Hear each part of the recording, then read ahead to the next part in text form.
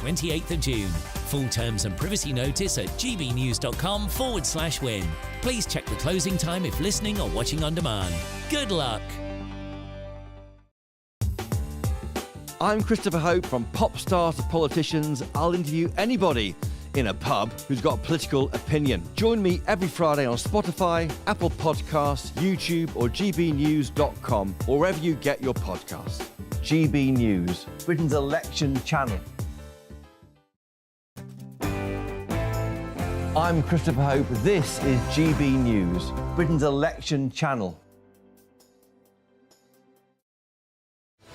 I'm Patrick Christie's. Every weeknight from 9, I bring you 2 hours of unmissable, explosive debate and headline-grabbing interviews. What impact has that had? We got death threats and the bomb threat and so on. As time passes, she could have said stump. You made my argument for me. My guests and I tackle the issues that really matter with a sharp take on every story. It went everywhere. Something practical could be done. Or I can become something different. Patrick Christie's tonight from 9 p.m. only on GB News, Britain's news channel. Hello there, I'm Eamon Holmes. Thank you for joining us on GB News, Britain's news channel. Are the newspapers getting you down? My wife didn't divorce me that month. Struggling to separate the wheat from the chaff? I know that it's a bit of a circus at the best of times. Well, don't worry, Headliners has got you covered. We'll take the burden of reading the day's news, and if we get depressed, who cares? It's an occupational hazard, frankly. That's Headliners on GB News from 11 p.m. till midnight, and the following morning, 5 till 6 a.m. on GB News, the comedy channel. Nah, just kidding. Britain's news channel. If you want your news to be straight talking... This is the nightmare for the Conservatives again. Down to earth. It's not just Nottingham where this is happening, is it? And most importantly, honest. Hard-working, middle-class taxpayers, they'll get their book thrown at them. They catch me, Martin Daubney, Monday to Friday, 3 till 6 p.m. on GB News, Britain's news channel.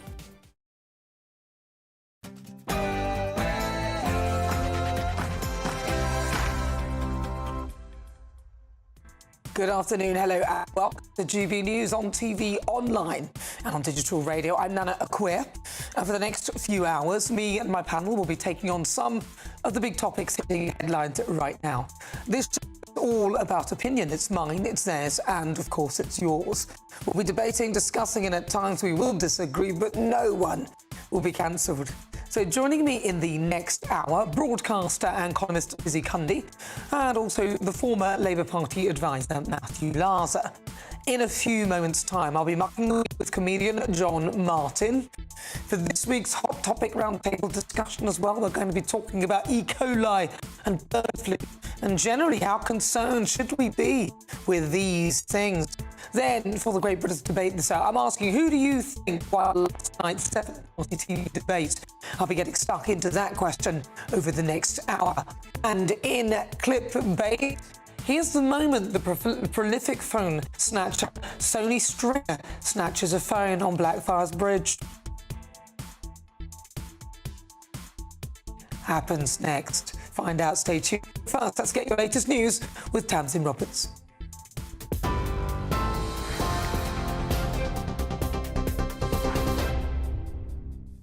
Nana, thanks very much. Good afternoon from the GB newsroom. It's just after 3 o'clock. An Israeli Special Forces officer has been killed in a special operation in Gaza in which 4 hostages have been rescued. Noah Agamani, Almog Mirjan, Andrei Kozlov and Shlomi Sviv were recovered by the IDF. All 4 were kidnapped by the Hamas terror group from the Nova Music Festival on the 7th of October. Well, if you're watching on TV, this is the moment one of the hostages, Noah, was reunited with her father and family. Well, the 4 hostages have been held in 2 houses in a residential neighbourhood of Al-Nusayrat in the central Gaza Strip. Israel's Prime Minister, Benjamin Netanyahu, has said his country won't give in to terrorism and remains committed to bringing all the hostages home. Penny Mordaunt clashed with Angela Rayner over issues including NHS waiting lists and the economy in a televised debate last night. Both were reprimanded for speaking over each other, whilst Miss Rayner received applause after claiming former Prime Minister Liz Truss had crashed the economy.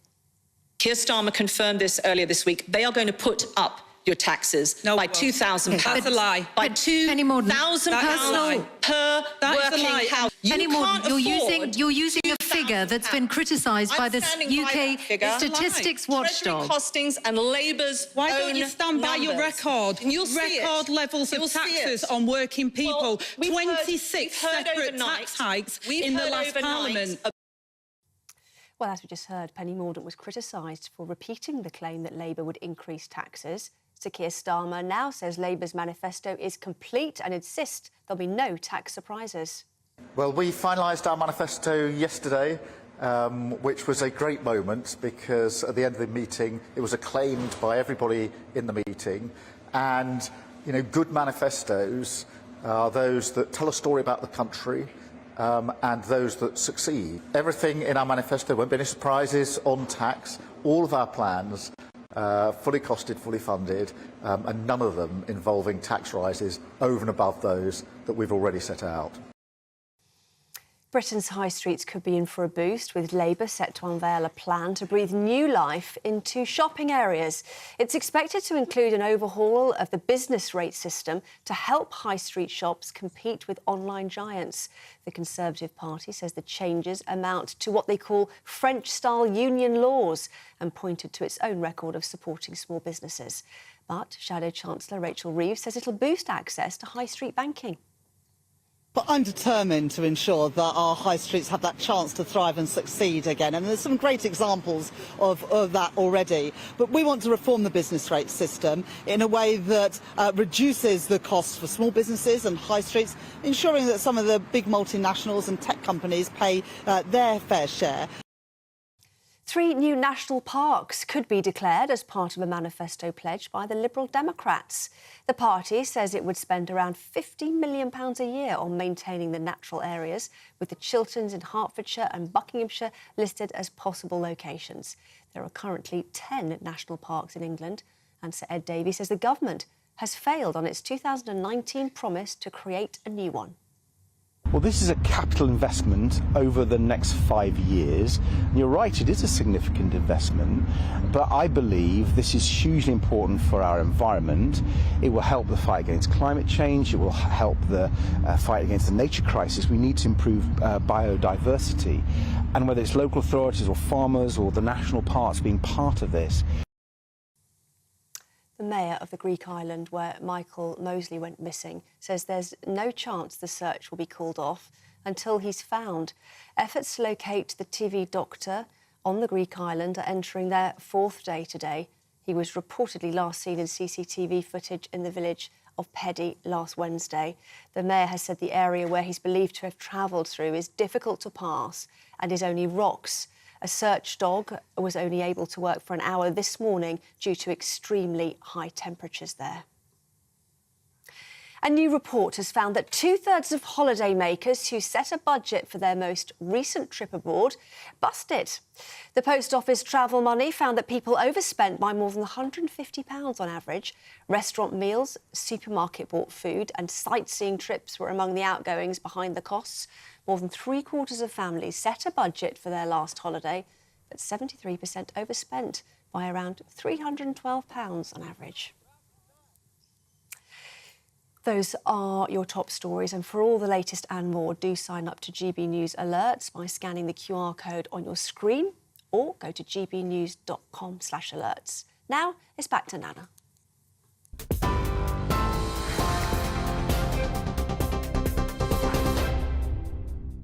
Good afternoon. It is fast approaching 7 minutes after 3 o'clock. I'm Nana Akua. This is at GB News on TV, online and on digital radio. And it's time to muck the week. And what a busy one it's been.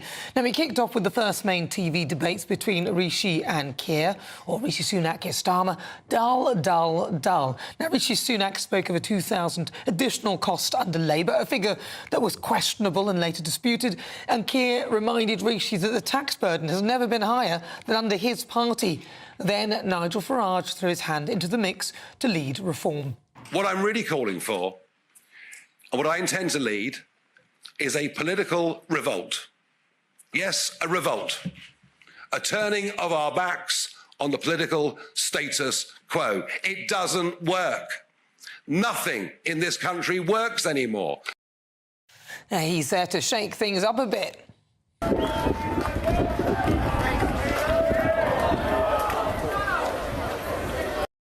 He threw some milkshake over him. He certainly caused quite a stir. Ed Davey, the Lib Dem leader, showed us his human side. But I'm always involved in John's care. I like to be the one who gets John up in the morning, so he sees me. I get him up because he can't walk. Come on, my sweetheart. Come on, we're going to have some lunch. We have those games with him because it enables him to speak and to practice. Come Thursday, it was D-Day and Rishi Sunak left early. He later apologised. As I said, the itinerary for these events was set weeks ago, before the general election campaign. I participated in events both in Portsmouth and in France, and having fully participated in all the British events with British veterans, I returned home before the International Leaders event. That was a mistake, and I apologise for that.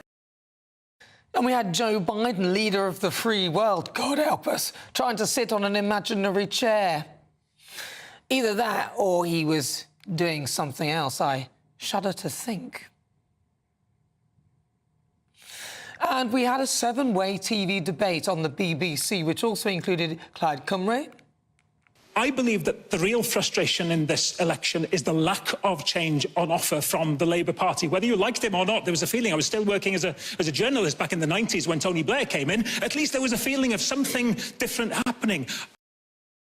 The Greens, who say real change and real hope is needed. And the SNP's defence of immigration as being essential to public services and businesses. I'm exhausted. It's been a mucky old week.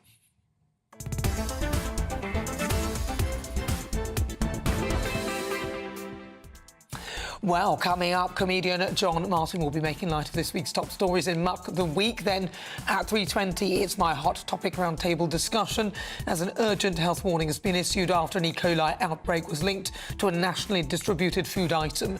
An unspecified number of people are being treated in hospital, so how worried should we be? Then at 3:35, Uri Geller will be joining me live from Tel Aviv to tell us about his library book that he returned 47 years later. And with the UK's parties set to announce their manifestos next week, I'll be asking, what would you like to see the main parties include for Israel? We'll also be discussing the hostages that were rescued, 4 hostages rescued today. Then joining me to shine a light in the political hot seat today is former political advisor to the Liberal Democrats, Pablo Ohana, and we'll discuss the latest poll figures ahead of the general election on the 4th of July. He's my political spotlight at 3:45. All of that is on the way. Tell me what you think on everything we're discussing. Send me your views, post your comments, gbnews.com/your say.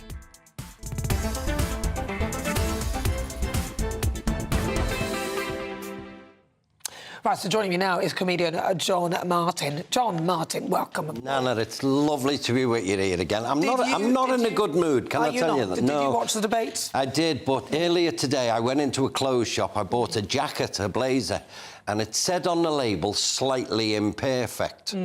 I've come to the studio, opened it up, and one sleeve is longer than the other 2. So I'm not really in a good mood at the moment, Nana. You know, it's been a strange week. Gareth Southgate has named his squad to win the Euros. It's France. Of course, we got beat by Iceland last night. I know. Hopefully we'll have better luck next week. I think we're playing Tesco's. So, fingers crossed. Yeah, I mean, I've been watching the debates. I like a general election. Yeah. I get to see my MP since I haven't seen him for 5 years. So, yeah, I was watching the debate and, you know, was Penny Morden's hair getting bigger as it went on? I'm sure it was, wasn't it? It was sort of like a what was that guy on Star Trek, the one with all the hair? Trebekah.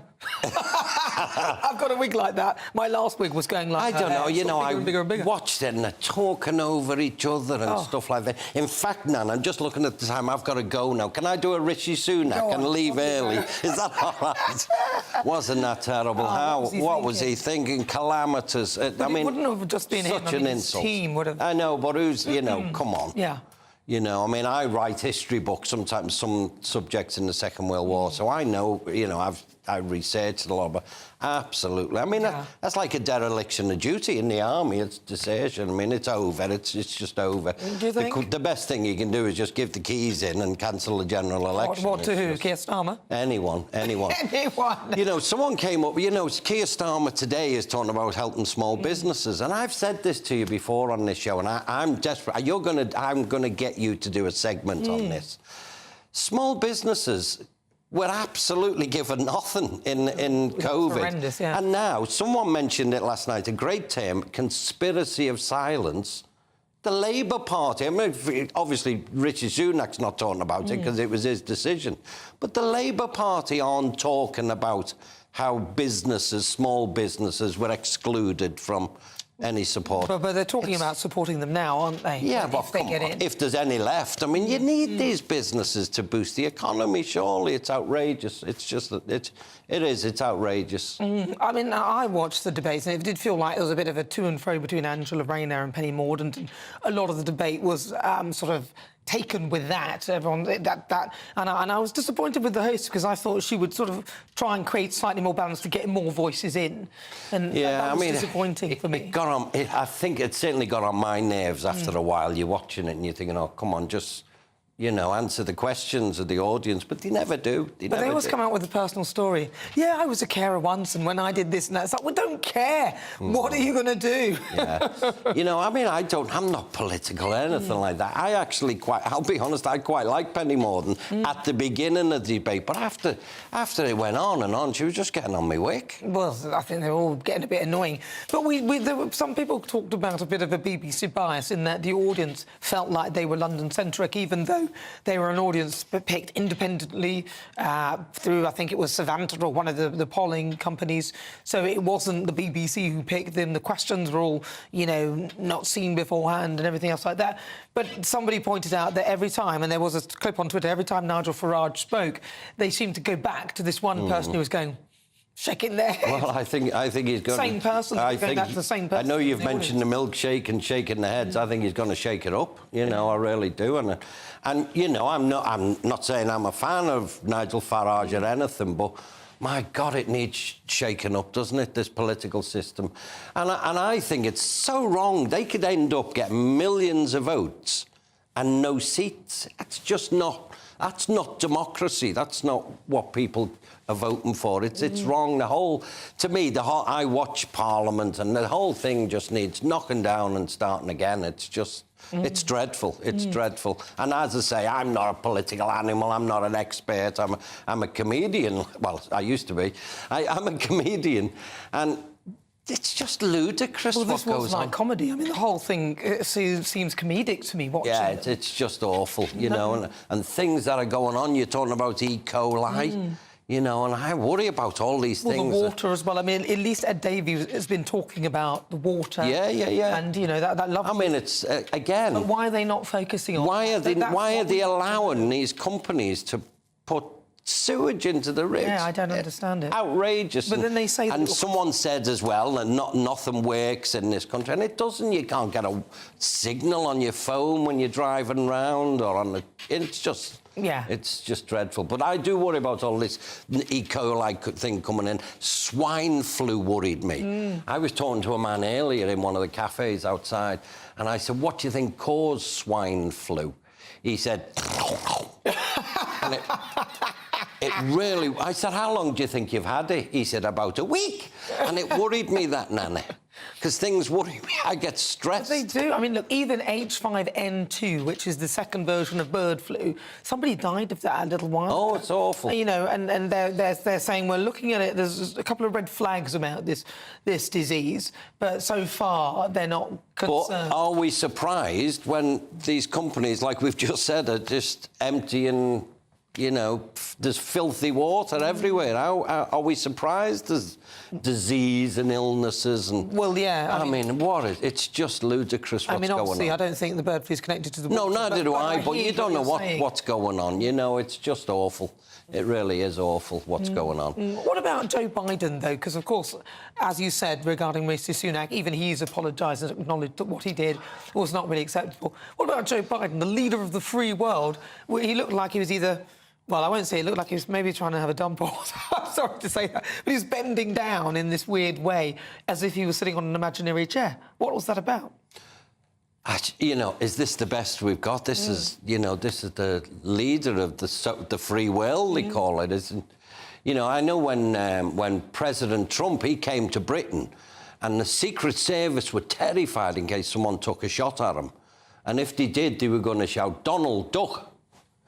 So, terrible. What is this? By the way, I thought I'd better tell you that one. That's a really good one. Yeah, it's just unbelievable. And, you know, the worrying thing is, you know, is President Putin looking at this and has he got... He must think... having a laugh. He's got to be, you know, and at the West, it's... Well, I feel sorry for the people, so you and I, because most of the people I speak to are perfectly normal, decent human beings who just want a really good working political system, but it seems to be hijacked by these elites who don't really understand things. And, you know, Rishi Sunak leaving D-Day gives an example of the sort of thing, a complete disconnect. He's talking about national service. He couldn't even do a full day. He couldn't put a full day in. That's just unbelievable. Unbelievable. Come to Liverpool, do a leaders' debate in Liverpool and see what kind of response you get. I These are normal people. Yeah. These are people that have been ignored by London, been ignored by Westminster. Not just Liverpool. OK, I'm from Liverpool and I see it. Go to some of the inner cities and do your debate there. Yeah, that would be interesting. I think they should. I do. I'd love to see it. Well, wasn't the first one in Manchester? What the first one of the debates? Yeah, but again, you know, it's a selected audience, isn't it? It's a picked audience. Go and speak to normal people in Liverpool city centre. See what they've got to say about your We do that on political GB News. system. We have people's forums all the time. I think you're going to do a show from Liverpool, aren't you? I would love to do a think show you from are. Well, listen, John Martin, it's such a pleasure to talk to you. No, you're not getting rid of me now. Where can people catch you? Where can they find you? Oh, I'm always here, there and everywhere. I'm on the run. Have you got a... He's on the run. Have you got a website? A website? Do you think I'm Spider-Man? No, I don't actually. You can find me on the internet. And all right, John Martin. I just drive round till I see a light on and think, this'll do. John Martin, thank you very much. My pleasure, Nana. Really good to talk to you. Well, what do you think? Stay tuned, but first it's time for the Great British Giveaway, your chance to make this summer really special with over £16,000 worth of prizes to be won. That's £15,000 in cash and a whole host of treats.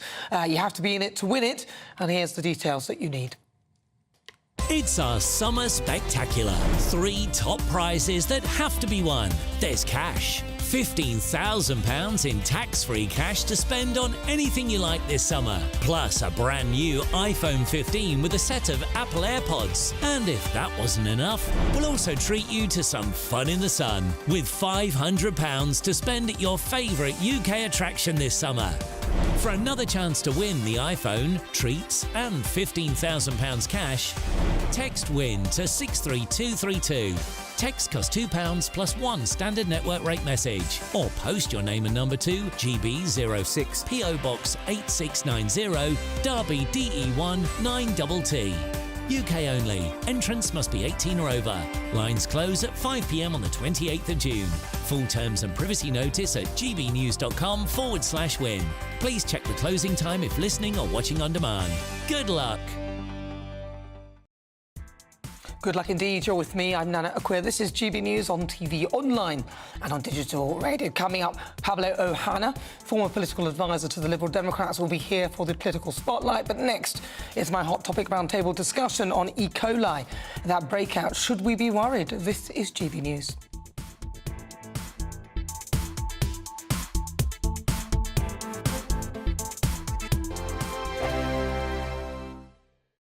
Join me, Neil Oliver, every Sunday night at 6 p.m. on GB News. And if an hour is not nearly enough for you, go to gbnews.com for special extended episodes online every Friday at 9 p.m, where we can truly get into the nitty-gritty of what's going on. GB News, Britain's news channel.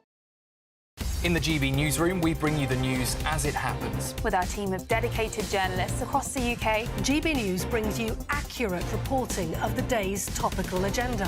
When the news breaks, wherever and whenever it's happening, we'll be there.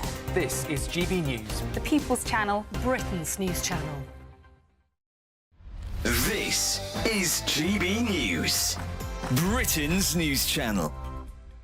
in places like News Corp, right, that an organisation I know reasonably well, when that poor guy died in America, George Floyd, you're talking about? Yes, they had a 9-minute silence for him, right? A more absurd and ridiculous idea I'd never come across in my life. How do you feel about 9 minutes for George Floyd? Well, of course, that's the length of time that he was strangled by a police I know why it officer. was, but how do you feel about that? Well, I think a lot of the black staff in particular in News Corp probably appreciated the fact that it was taking a stand. And if you look at business... Why do they need to take a stand about what the police do in the United States? Okay, well, what about the guy... What about the jeweller tonight who has died in Richmond in Surrey when two, how should we put them, hoodlums of colour actually had a chokehold? He went home and he killed himself. There are lots of things going on in our world, as you well know, which are very upsetting. Okay. And if we're going to stop every time that somebody dies in unfortunate circumstances, we'll never get any work done. Well, Stella, a final word to you. I think sometimes, yes, equality and diversity can be a waste of money when it goes to things that are not necessary for the function of the organisation. But when just last year you had Birmingham Council being pushed into bankruptcy because they were found out to not have given women equal wages. No, then because they paid bin men more than they paid cooks. But then you can see Ben's point that if they had someone who was looking appropriately in equality and diversity and the actual practical policy implications of what they were doing, then maybe you wouldn't have this situation. You wouldn't have this legal liability. That's what Ben is saying. This is a multi-million pounds organisation. Like, it needs to have someone looking seriously and taking responsibility for these decisions. The People's Channel. We're proud to be GB News, the People's Channel. And as you know, we always love to hear your views. Now, there's a new way of getting in touch with us at gbnews.com/yoursay. By commenting, you can be part of a live conversation and join our GB News community. You can even talk to me, Bev Turner, or any of the members of the GB News family.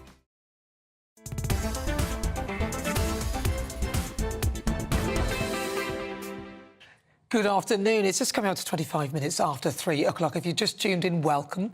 This is GB News. We are the People's Channel. I'm Nana Akua. Now, as we saw, 7 representatives from Britain's major parties last night took to the stage in a heated clash. The Prime Minister was roundly criticised for his early exit, leaving D-Day commemorations on Thursday, with Penny Mordaunt herself describing it as completely wrong. Well, joining me now is GB News political correspondent Catherine Forster. Catherine, so the leaders' debate, what are we getting from this 7-way debate on the BBC? There's been certain criticisms, but what's the most resounding criticism that you're hearing about it? Well, criticisms, of course, people talking over each other. It always happens, doesn't it? And they had 7 politicians all desperate to get their points across, so it was unruly in places. But I think largely Michelle Hussein, the host, did a pretty decent job of sort of keeping a lid on that. Nigel Farage, according to a poll done afterwards, seems to have been the most successful. About a quarter of people thought that he won the debate, if you like, followed by Angela Rayner and then the others on lower scores. But I think what struck me most was the fact that Angela Rayner and Penny Mordaunt ended up standing next to each other by accident because it was a ballot. But a lot of it was basically a really feisty row between the two of them. Penny Mordaunt carried on with this £2,000 tax rise that they say that Labour's going to bring in, which is questionable, and Angela Rayner hitting back on that. But also what really struck me was Penny Mordaunt's defence, if you can call it that, of the Prime Minister and that D-Day decision, which has gone so very, very badly wrong for him because, you know, she was there in his place. She said that he'd made a mistake, he'd apologised, but she said on repeated occasions that it was very wrong and completely wrong. What she could have done but didn't do was defend the government's record on veterans. They have got a veterans minister, Johnny Mercer, who's keen to point out all that they have done for veterans. She could have talked about the fact that they're raising defence spending to 2.5%, but she didn't do any of that. And I think it's because she'd very much like to be leader of the Conservative Party if, as is expected, they're not in power after the next election. The problem with that, of course, is that there's some projections that she's likely to lose her seat. But I did think it was significant that the biggest round of applause in the whole 90 minutes came for a member of the public who simply said, why is it that politicians make all sorts of promises when they want your vote, but when they get into power, they just let you down? Well, Catherine, thank you very much. Is that really good to talk to you? Yeah, right. Well, stay with me if you just tuned in to 27 minutes after 3 o'clock. And now on to an urgent health warning that's been issued after an E. coli outbreak was linked to a nationally distributed food item. More than 100 people have been struck down by a mysterious outbreak in under a fortnight, and at least 37 have been hospitalised. With the NHS on its knees due to staff shortages, should we be worried? Well, joining me now is NHS Dr. Basha Mukherjee. Mukherjee. Yes. Sorry about that, Basha. That was like a hand grenade in the script suddenly. I should have asked you that. Basha Mukherjee. Basha, welcome. Now talk to me, what is E. coli? So E. coli is a bacteria that normally does live in your gut anyway. But occasionally there is the pathogenic form, which means it's a disease-causing form. In this case, that's what they're founding is STEC, sugar toxin-producing E. coli. This toxin is the thing that we need to be worried about because it can cause potentially really harmful side effects like bloody diarrhea. And in very young people and those who are immunocompromised, it can make them very unwell and even cause kidney failure and other things like that. So, wow, so that's quite a serious bug.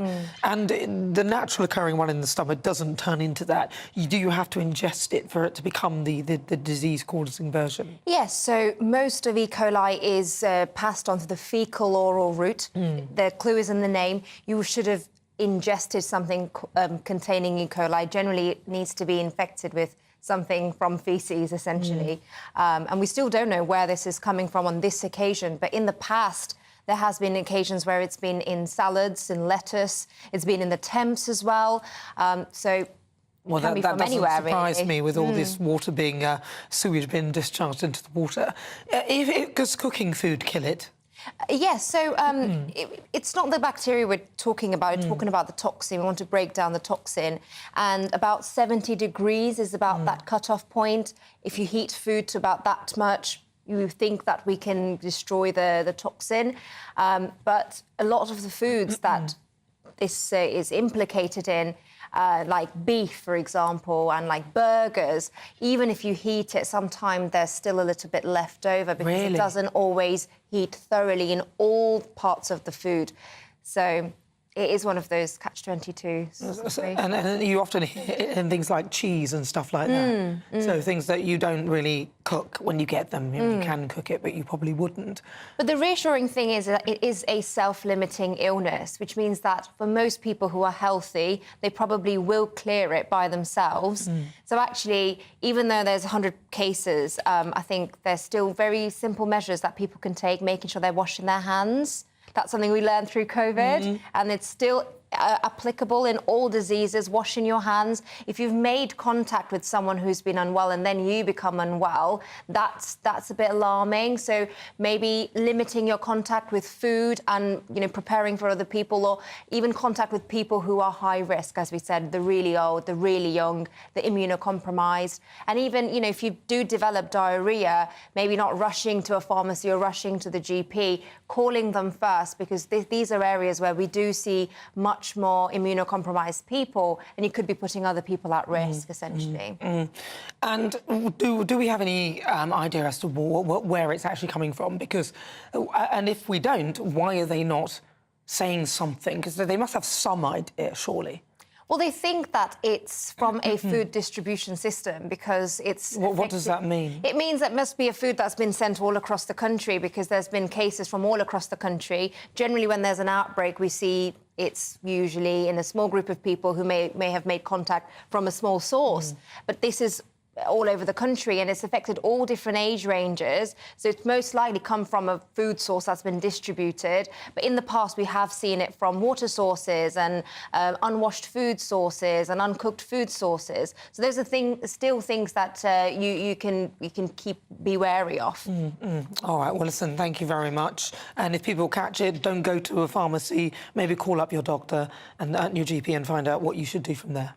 Yes, I would say that most of the time, if you have typical diarrhoea, it usually gets better by itself because your gut is a tube. So usually the infection makes its way out by itself. The things to worry about would be if you develop bloody diarrhoea, if your diarrhoea is lasting more than 7 days, and if you start becoming really unwell in terms of becoming dehydrated, feeling very drowsy, making sure you're keeping on top of your hydration with simple measures like oral rehydration therapy, or you can even make this at home. You don't have to buy it necessarily, just salt, sugar with water, keeping yourself hydrated. Those are the measures to do. I thought Coca-Cola or Pepsi-Cola are quite good for that, aren't they? They have salt and sugar and water. I've heard that they're quite good rehydration. Probably, maybe not. Don't take my advice. She's a doctor. I'd listen to her. Thank you very much, Basha Mukherjee. Thank you very much, Basha Mukherjee. There you go. Thank you. She's an NHS doctor. You're with me. I'm Nana Akua. This is GB News on TV, online and on digital radio. Coming up, Nana's niggle. Last night's 7-party debate. We saw politicians go head-to-head as they prepared for the general election. I'll be discussing that. But first, let's get your latest news headlines.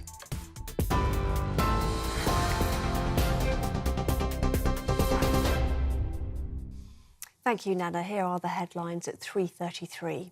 An Israeli Special Forces officer has been killed in a rescue operation in Gaza in which 4 hostages were freed.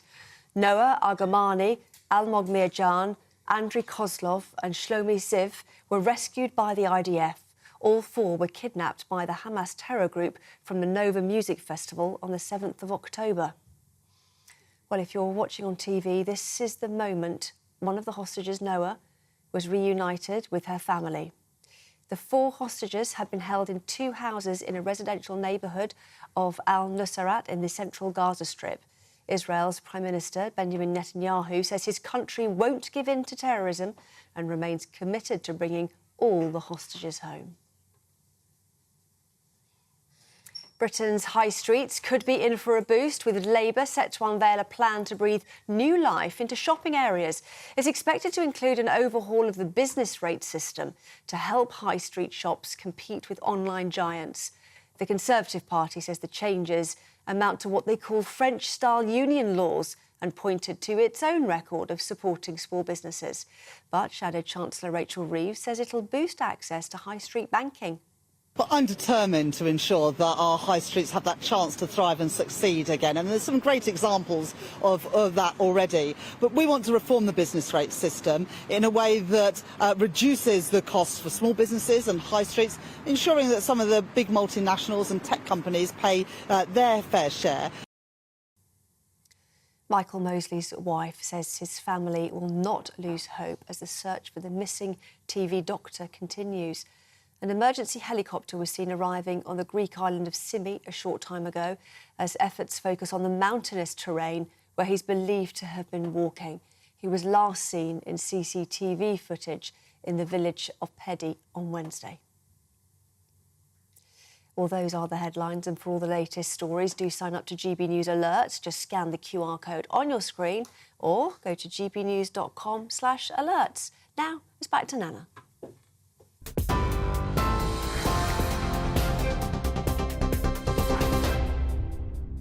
Thank you, Tamsin. Still to come, former political advisor to the Liberal Democrats, Pablo Ohana, will be here to discuss, and he'll be in my political hot seat. Next, though, Uri Geller will join me as he returns a library book 47 years later. Do not go anywhere. Hi there, I'm Michelle Dewberry, and I'm going to take a second to tell you all about my show, Dubes & Co. We start off with the issues of the day. We then bring in both sides of the argument. We get rid of the disrespect, and then you throw me into the mix. And trust me, I'll tell it exactly how it is. And then, of course, the magic ingredient, you at home. We mix it all together, and what have we got? In my opinion, the best debate show in town. Monday to Friday, 6 till 7 on GB News, Britain's news channel. This is GB News. Britain's news channel. This is about the Biden administration kind of resisting calls from Harry's lawyers whether or not this ongoing thing about releasing his visa records over the alleged, in Spare, he admitted to taking, remember his memoir Spare? He admitted to taking cocaine, marijuana and magic mushrooms.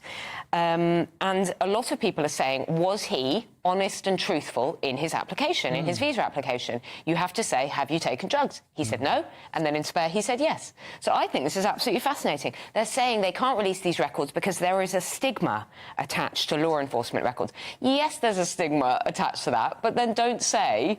everybody else, if you write yes on a visa application, you will be chucked out of the United States. You will be denied entry. So I think this is fascinating that on this issue of whether there is a stigma for Harry or not, he can have his law enforcement records not released into the public domain. The bottom line is, do we want him back? So what's interesting is it seems to be becoming a political dividing line in the States because Biden is the administration trying to do Harry a favour by keeping them under wraps, but Trump has promised that he will, that the file will be made public if he wins again. Trump's been very strong on this. He said, if Harry lied, then he's out. The one thing about America is their politicians make ours look sane. Which is saying something. I'm slightly confused about this whole story because, OK, sure, Prince Harry has said this. How many pop stars, rock stars, movie stars, like every the difference is, well, I don't think it's just British. I think millions of Brits, to be fair to them, lie on the form every year. Millions of people from around the world lie on the form every year. Not, of course, I'm not going to name any pop star specifically, but I would be mightily surprised if any hadn't indulged in what... Yes, but of course they haven't given written evidence in their biography that they have, and that's the difference. Britain's election channel. Are the newspapers getting you down? My wife didn't divorce me that month. Struggling to separate the wheat from the chaff? I know that it's a bit of a circus at the best of times. Well, don't worry. Headliners has got you covered. We'll take the burden of reading the day's news, and if we get depressed, who cares? It's an occupational hazard, frankly. That's Headliners on GB News from 11 p.m. till midnight, and the following morning, 5 till 6 a.m. on GB News, the comedy channel. Nah, just kidding. Britain's news channel.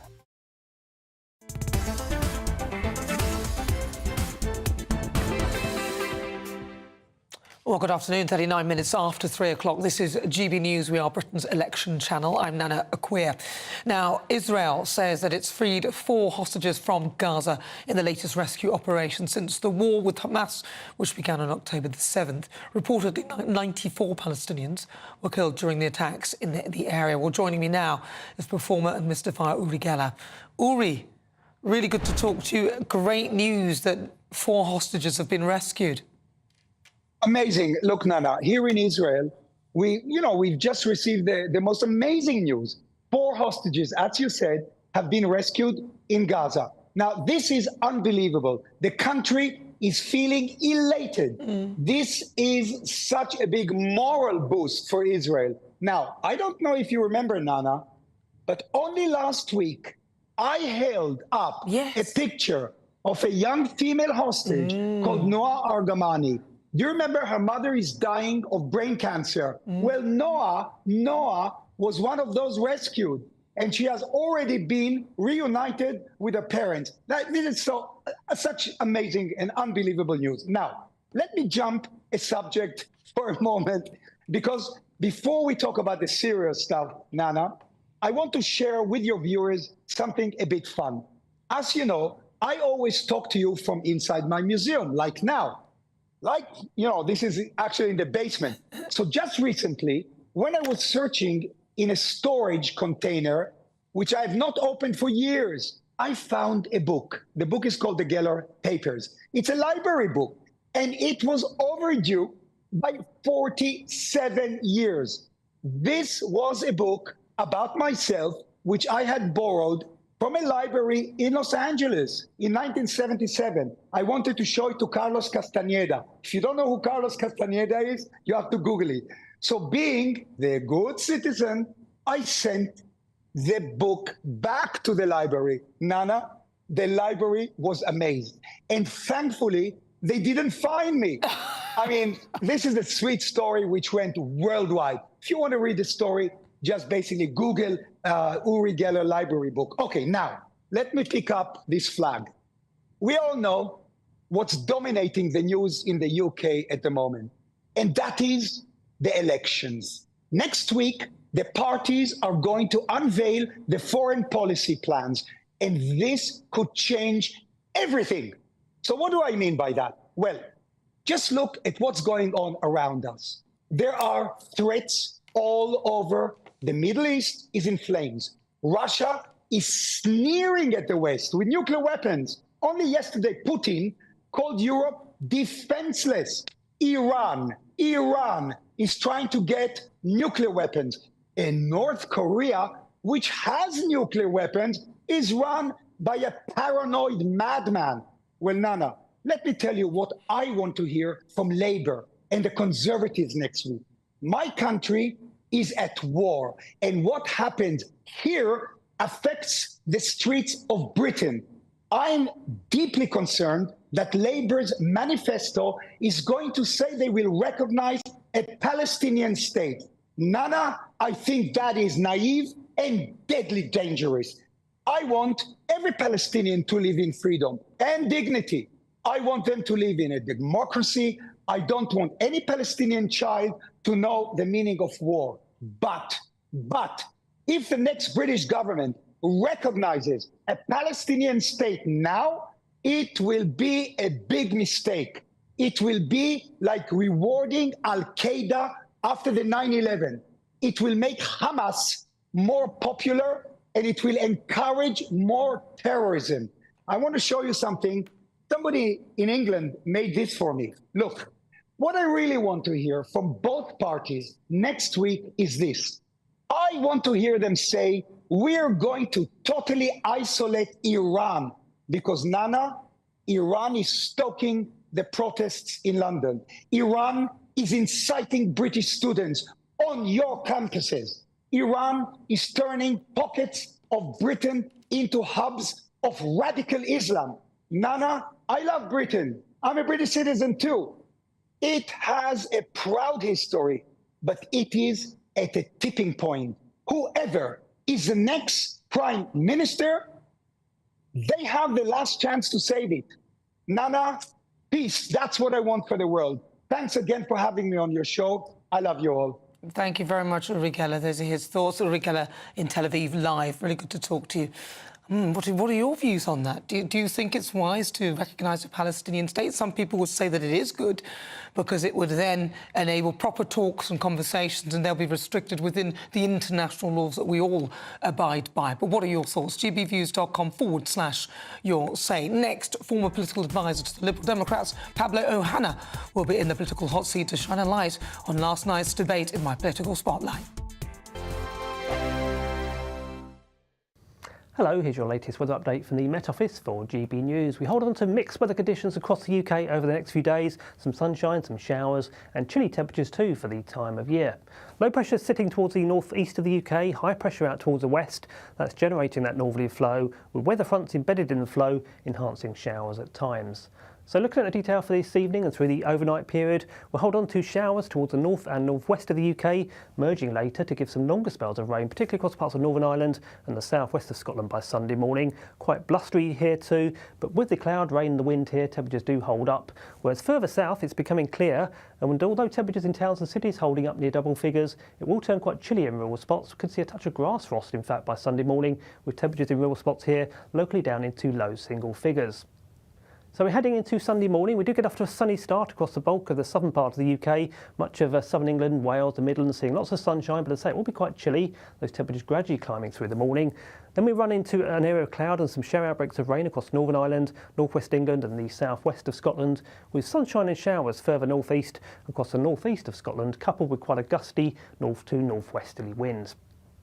During the remainder of Sunday, cloud will gradually start to push its way south across the UK, so after a sunny start in the south, we will see more in the way of cloud developing here as we head into the afternoon. Those shower outbreaks of rain across Northern Ireland, southwest Scotland, edging into Northern England and parts of Wales as we head into the afternoon on Sunday. And we hold on to sunshine and showers further north and northeast towards the northeast of Scotland, and here too quite chilly with that gusty northwesterly wind. Temperatures at best up to 20 Celsius towards the southeast of the UK.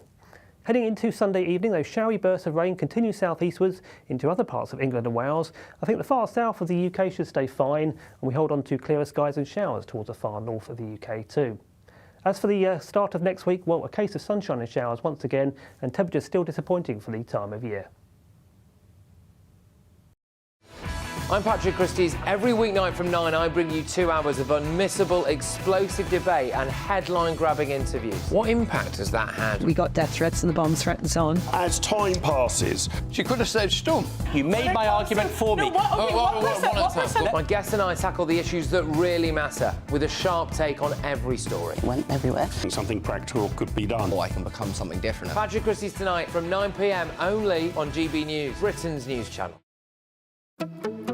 Good afternoon, Britain. Good afternoon, Britain. Weekdays from midday, we bring you the most compelling stories from across the United Kingdom. And why it matters to you. From your doorstep to our inbox. That's right, we want to hear from you. Good afternoon, Britain. Only on GB News, the People's Channel, Britain's news channel. I'm Michael Portillo. This is GB News, the People's Channel, Britain's news channel.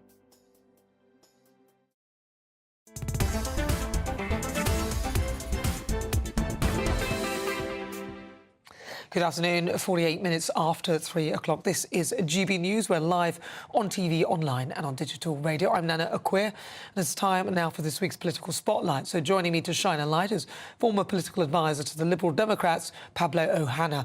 Now, I want to start with what was widely seen as the biggest gaffe of the general election, Pablo. This campaign so far, after Sunak left the 80th anniversary of the Normandy landings early to get back to campaigning, and it hasn't got any brighter for the Tories. As the leader of the Commons, Penny Mordaunt, didn't hold back in last night's election debate. What happened was completely wrong, and the Prime Minister has rightly apologised for that, apologised to veterans, but also to all of us, because he was representing all of us. Would you have left D-Day early? I didn't go to D-Day. I think what happened was very wrong. I think the Prime Minister has apologised for that. But what I also think is important is we honour their legacy. Why couldn't she just say no? Well, how badly will this impact them going forward? So joining me now is Pablo. Pablo, welcome to the programme. What are your thoughts on this seven-way debate that we had? We'll start with that. Well, I mean, poor Penny Mordaunt, she had to apologise, I think it was 5 times for that. Listen, I can tell you, as someone who spent a decade in political PR, and boy, I made some mistakes, but I would never recover if I had advised or signed off on a decision like this. I just think the whole thing is a fiasco. And I mean, I to some degree, as a political PR person and someone who's worked in campaigns, you know, to some degree, I feel for them, because this is not a fun campaign, and I've been on plenty of not fun campaigns, but they have really messed up here big time. I mean, you had the speech in the rain to announce the election. He turned around and his back was just covered, but his hair stayed in place. You've had him standing in the Titanic Quarter, wherever that was. I mean, that's a quarter named after a sinking ship. And then, of course, this big gaffe. Keir Starmer's literally sat there and all these things have happened, and he's just kind of sat there and you know, it feels like all his Sundays have come at once, really, on it. What about Keir Starmer? Have you seen any gaffes on his campaign? I mean, everyone's been talking about this idea that Keir Starmer is sort of carrying this main vase sort of analogy, and you know, I think that is true to some degree. They're playing it pretty safe, and actually, I think one of the interesting things that I thought about last night's debate is that I felt like I kind of missed the fire from Angela Rayner, regardless of whether you agree with her politics or not. She does, when she gets fired up, she's really powerful. She's a great communicator, and I feel like we missed that. She landed a few good blows, and she had a go at them for the Tory mini budget, Liz Truss's budget. She absolutely avoided engaging with Farage and what I've said this before, I think is probably a Labour strategy to sort of allow Farage to kind of continue eating into Tory support. But I do think that she was a little bit restrained, a little bit subdued. I was surprised that we didn't get that kind of, as I say, when she gets going, she can be great, and I think we missed a bit of that last night, actually. Yes, I've seen her on fire, as it were, and she is fabulous to watch. So it did feel like she's been subdued, or maybe told not to over-egg things. Penny Mordaunt kept pointing at her. Penny had the incredible hair. And then some people were quite impressed by the Greens candidate. Even if they didn't agree with what she said, some felt that she came across well. What were your thoughts? Yeah, I agree. So actually last night I did sort of winners, losers of the debate, and I put Carla Denyer as one of the winners. I thought she was eloquent. I thought she was considered. Again, kind of politics aside, she was at points a little bit rehearsed. I think you could see that she was relying on notes a little bit, but actually she really kind of brought a professionalism and integrity to the debate that was really needed in moments when it often descended into just bickering between Labour and the Tories. And I mean, she landed a stinging blow on the Labour Party, when Rayner said that the Labour Party was a changed party, and Carla came back and said, yeah, into the Tories. And it was, I sort of had an intake of breath, and I was like, okay, she's going for it, But yeah, I thought it was certainly the whole last night was a victory for the smaller parties. For the Liberal Democrats, the SNP, Plaid and Green definitely got what they needed out of it. I was surprised, actually. What about reform? I think it's a poll in the Telegraph that said that they felt he was the winner of the debate, and then it was Angela Rayner. What were your thoughts on reform and Nigel Farage? Yeah, so I was just about to say, it's funny because I didn't think that Farage really landed a big moment, and we really have come to expect that from him. Again, politics aside, he is a dominating character. He is an excellent communicator. He had some good kind of quotes. He called for an immigration election and things like that. But I don't feel like he really landed a knockout moment, which is unusual for him. He talked about the NHS and things like that. But I was surprised when I saw that he was sort of lauded as the winner of the debate, because I really didn't feel it. I felt like he didn't have a terrible night. I really think Penny Mordaunt, at some stages I really felt for her. She just was apologising and apologising and apologising. She went on the £2,000 attack, which is widely debunked, shouting over Rayner, like jabbing fingers everywhere. It was not a great night for her. It wasn't, was it? Pablo and Hannah, thank you very much. Really good to talk to you. That's Pablo. He's my political spotlight. He was in the hot seat this afternoon. But if you just tuned in, welcome. I'm Nana Akua. Coming up, I'll be joined by my amazing panel, Lizzie Cundy and Matthew Larser. But next, Nana's niggle and what I thought of the seven-way debate. Looks like things are heating up. Boxed boilers, sponsors of weather on GB News. Hello, here's your latest weather update from the Met Office for GB News. We hold on to mixed weather conditions across the UK over the next few days. Some sunshine, some showers and chilly temperatures too for the time of year. Low pressure sitting towards the north-east of the UK, high pressure out towards the west. That's generating that northerly flow, with weather fronts embedded in the flow, enhancing showers at times. So looking at the detail for this evening and through the overnight period, we'll hold on to showers towards the north and northwest of the UK, merging later to give some longer spells of rain, particularly across parts of Northern Ireland and the southwest of Scotland by Sunday morning. Quite blustery here too, but with the cloud, rain and the wind here, temperatures do hold up. Whereas further south, it's becoming clear, and although temperatures in towns and cities holding up near double figures, it will turn quite chilly in rural spots. We could see a touch of grass frost, in fact, by Sunday morning, with temperatures in rural spots here locally down into low single figures.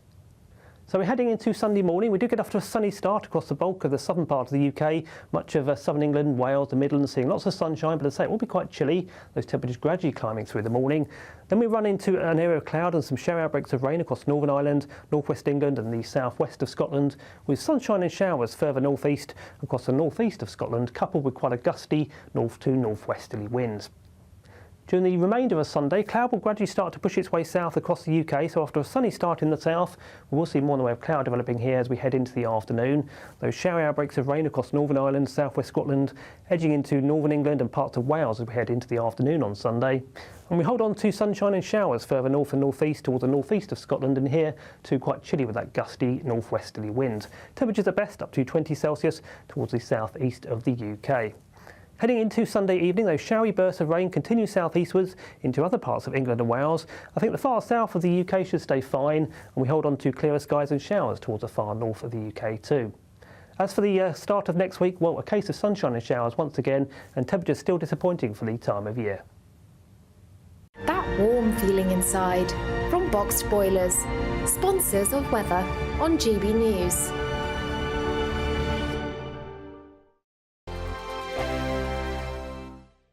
We're making this summer funner with 3 incredible prizes to be won. First, a fantastic £15,000 in tax-free cash that you can spend on anything you like. Next, there's the latest iPhone 15 with a brand new set of Apple AirPods. And finally, £500 to spend at the UK attraction of your choice. The summer fun could be on us. For another chance to win the iPhone, treats and £15,000 cash, text prize to 63232. Text costs £2 plus 1 standard network rate message, or post your name and number to GB06 PO Box 8690 Derby DE1 9TT. UK only. Entrance must be 18 or over. Lines close at 5 p.m. on the 28th of June. Full terms and privacy notice at gbnews.com/win. Please check the closing time if listening or watching on demand. Good luck. This is GB News, and we are Britain's election channel. This vote may seem to be about the politicians and the media, but it's actually about you. We won't forget that. Join us up and down the country as we follow every moment together. More than ever, it's important to hear all sides as you make your decision in the run-up to polling day. This is GB News, the People's Channel. Britain's election channel.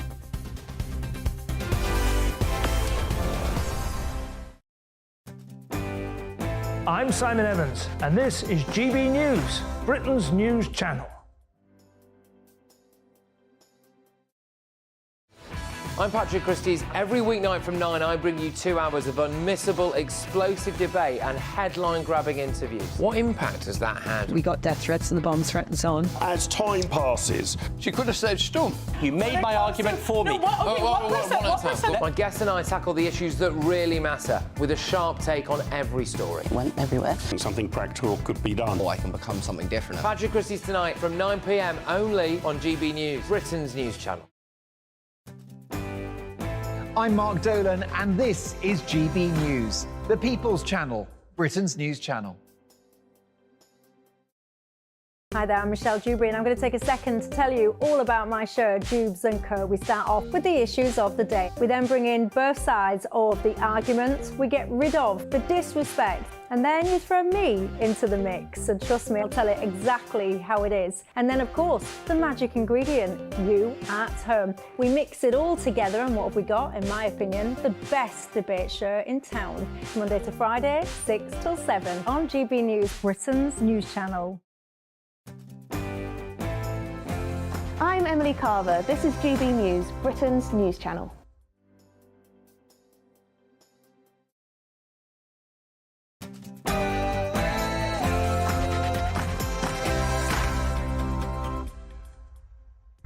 Good afternoon, hello, and welcome to GB News on TV, online and on digital radio. I'm Nana Akua, and for the next 2 hours, me and my panel will be taking on some of the big topics hitting the headlines right now. This show is all about opinion. It's mine, it's theirs, and of course it's yours. We'll be debating, discussing, and at times we will disagree, but no one will be cancelled. So joining me today is broadcaster and columnist Lizzie Cundy, and also former Labour Party advisor Matthew Larser. Coming up, my Great British Debate, I'm asking who won last night's TV debate? 7 representatives of Britain's major parties took to the stage last night for a heated clash over competing visions of the country. Then, my difficult conversation, joining me, presenter and Daily Mail consultant editor, it's our very own Andrew Pearce.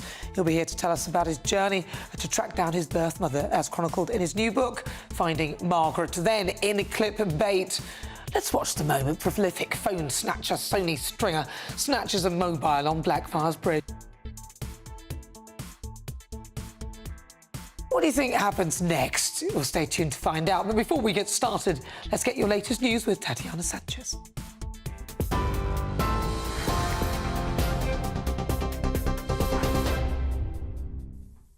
Nana, thank you. The top stories this hour. An Israeli Special Forces officer has been killed in a special operation in Gaza in which 4 hostages were rescued. Noah Argamani, Almog Midjan, Andriy Kozlov and Shlomi Ziv were recovered by the IDF. All 4 were kidnapped by the Hamas terror group from the Nova Music Festival on the 7th of October. If you're watching this on television, this is the moment one of the hostages, Noah, was reunited with her family and received a phone call from the country's president, who welcomed her home. The 4 had been held in 2 houses in a residential neighbourhood of Al-Nusrat in the central Gaza Strip. Israel Prime Minister Benjamin Netanyahu says his country won't give in to terrorism and remains committed to bringing all of the hostages home. In other news, Penny Mordaunt clashed with Angela Rayner over issues including NHS waiting lists and the economy in a televised debate last night. Both were reprimanded for speaking over one another, whilst Ms Rayner received applause after claiming former Prime Minister Liz Truss had crashed the economy. Keir Starmer confirmed this earlier this week. They are going to put up your taxes by £2,000. That's a lie. By £2,000 per working house. Penny Mordaunt, you're using a figure that's been criticised by the UK statistics watchdog. Costings and Labour's Why don't you own stand by your numbers. record? You'll see Record levels of taxes on working people. 26 separate tax hikes in the last Parliament. As we just heard, Penny Mordaunt was criticised for repeating the claim that Labour would increase taxes. Sir Keir Starmer now says Labour's manifesto is complete and insists there'll be no tax surprises. Well, we finalised our manifesto yesterday, which was a great moment because at the end of the meeting it was acclaimed by everybody in the meeting. And, you know, good manifestos are those that tell a story about the country, and those that succeed. Everything in our manifesto won't be any surprises on tax. All of our plans fully costed, fully funded, and none of them involving tax rises over and above those that we've already set out. Britain's high streets could be in for a boost, with Labour set to unveil a plan to breathe new life into shopping strips. It's expected to include an overhaul of the business rates system to help high street shops compete with online giants. The Conservative Party says the changes amount to French-style union laws and pointed to its own record of supporting small businesses. But Shadow Chancellor Rachel Reeves says it'll boost access to high street banking. But I'm determined to ensure that our high streets have that chance to thrive and succeed again. And there's some great examples of that already. But we want to reform the business rate system in a way that reduces the costs for small businesses and high streets, ensuring that some of the big multinationals and tech companies pay their fair share. 3 new national parks would be declared as part of a manifesto pledge by the Liberal Democrats. The party says it would spend around £50 million a year on maintaining the natural areas, with the Chilterns in Hertfordshire and Buckinghamshire listed as possible locations. There are currently 10 national parks in England, and Sir Ed Davies says the government has failed on its 2019 promise to create a new one. Well, this is a capital investment over the next 5 years. And you're right, it is a significant investment, but I believe this is hugely important for our environment. It will help the fight against climate change. It will help the fight against the nature crisis. We need to improve biodiversity. And whether it's local authorities or farmers or the national parks being part of this. And veteran film star Dick Van Dyke has made history as the oldest ever winner of a Daytime Emmy Award. The 98-year-old, star of classics including Mary Poppins, took home a trophy for a guest appearance on the long-running soap opera Days of Our Lives. He joked that he'd been playing old people for his whole career and said winning the award tops a lifetime of 80 years in the business. For the latest stories, sign up to GB News Alerts by scanning the QR code on your screen or go to gbnews.com/alerts. Now back to Nana.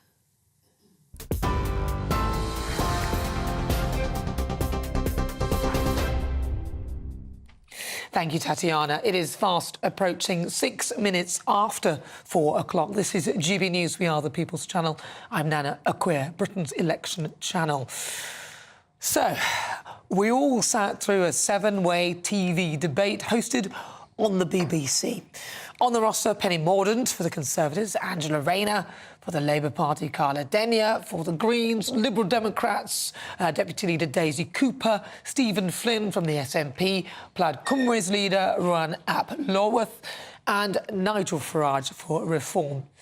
And there was an independently selected audience who seemed at times to be at odds with public opinion. They cheered at the suggestion of more migration.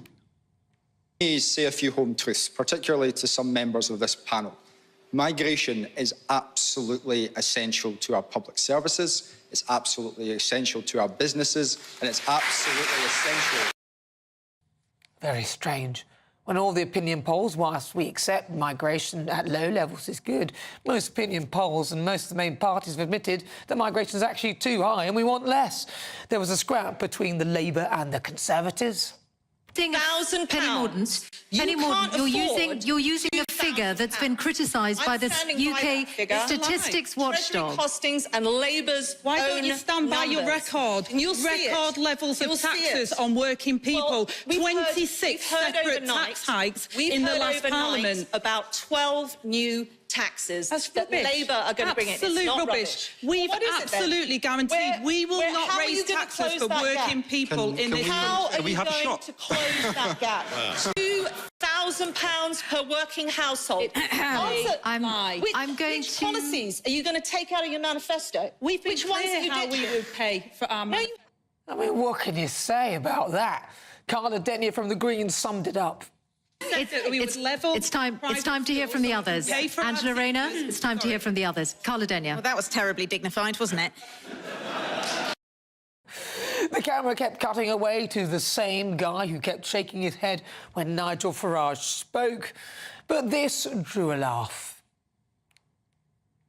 I think this has been one of the worst general election campaigns so far between the two main parties I've ever seen in my lifetime. It isn't just that their leaders are dull, very dull in the case of Labour. I mean, sort of Blair without the flair. I mean, the real leader of the Labour Party is here tonight on the stage. At least she's got some personality. Frankly, I got a bit bored with it. The main winner, in my eyes, was Penny Mordaunt's hair.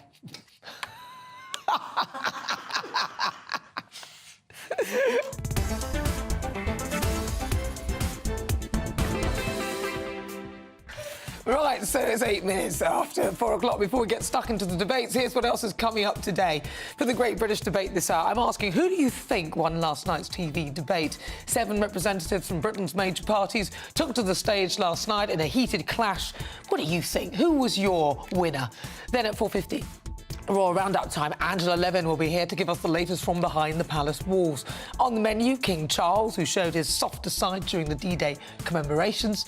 And also, I'm wondering, are we getting too emotional about the royal family after the passing of the Queen?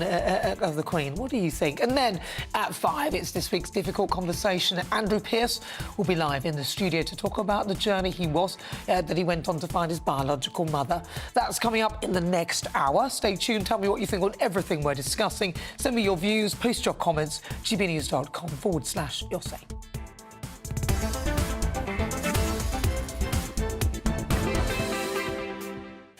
Right, let's get started. Let's welcome again to my panel broadcaster and columnist Lizzie Cundy and also former Labour Party advisor Matthew Lauser.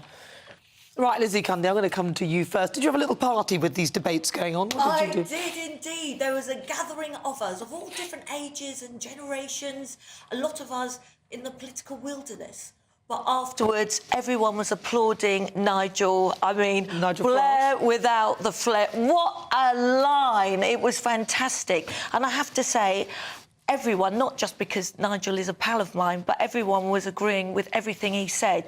I think he was outstanding, he was fluent, he was factual, he spoke from the heart, and most of all, he didn't have an auto-cue. Well, Pablo, who was on earlier, who worked with the Liberal Democrats, said that he felt Nigel was a bit flat, actually, and that he was expecting a sort of moment, and there wasn't one. Yeah, there was no... I think the thing about it is there was no standout moments, really. I think you're right about Penny Mordaunt. I'm glad you said it first. I don't feel I qualified divide Well, it's got his on own these Twitter things. page now. So it's certainly got a lot of memes going around doing the rounds this morning.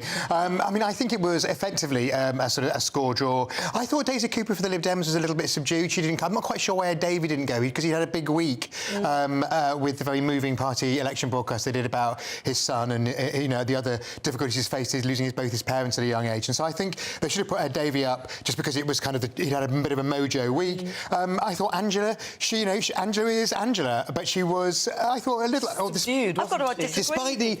I thought she was very muted. I think she was overwhelmed by the occasion. Well, I think she'd been told not to, to keep keep the Ming vase, the Ming vase. And I spoke to one of the Labour spin doctors last night, and I said, because I watched on catch up, and so he said this before he'd seen it. He said, "Oh yes, Angela did everything we wanted." So there we go.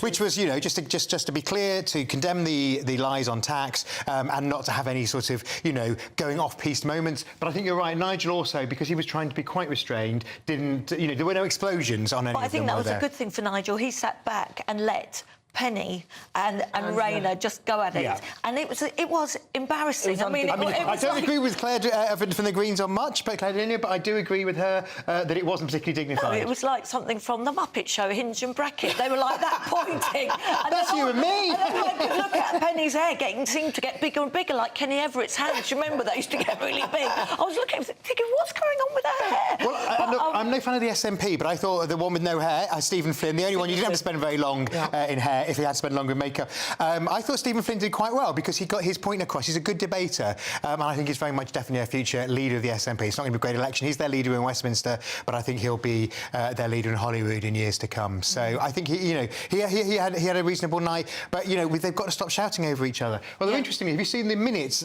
Michelle Hussein did a reasonable job in terms of the minutes because it was roughly within a minute of each other. They all got the same. I felt that it was dominated by Penny Mordaunt and she had 2 minutes more, and then but the others were all about 11. I'm sorry, I think 7's too much because no one gets a chance to put their policies forward and get their view. Tony Blair brought this in, by the way, to have 7. Did you know that? And he never stood there himself, and that's the truth of it. And I think actually what was interesting from this was Penny actually saying twice how totally wrong she was with leaving D-Day early. That was really the only standout moment, wasn't it? And I could see Do you that think she that wants... he's already said that he was wrong? He's acknowledged that it wasn't the right thing to do.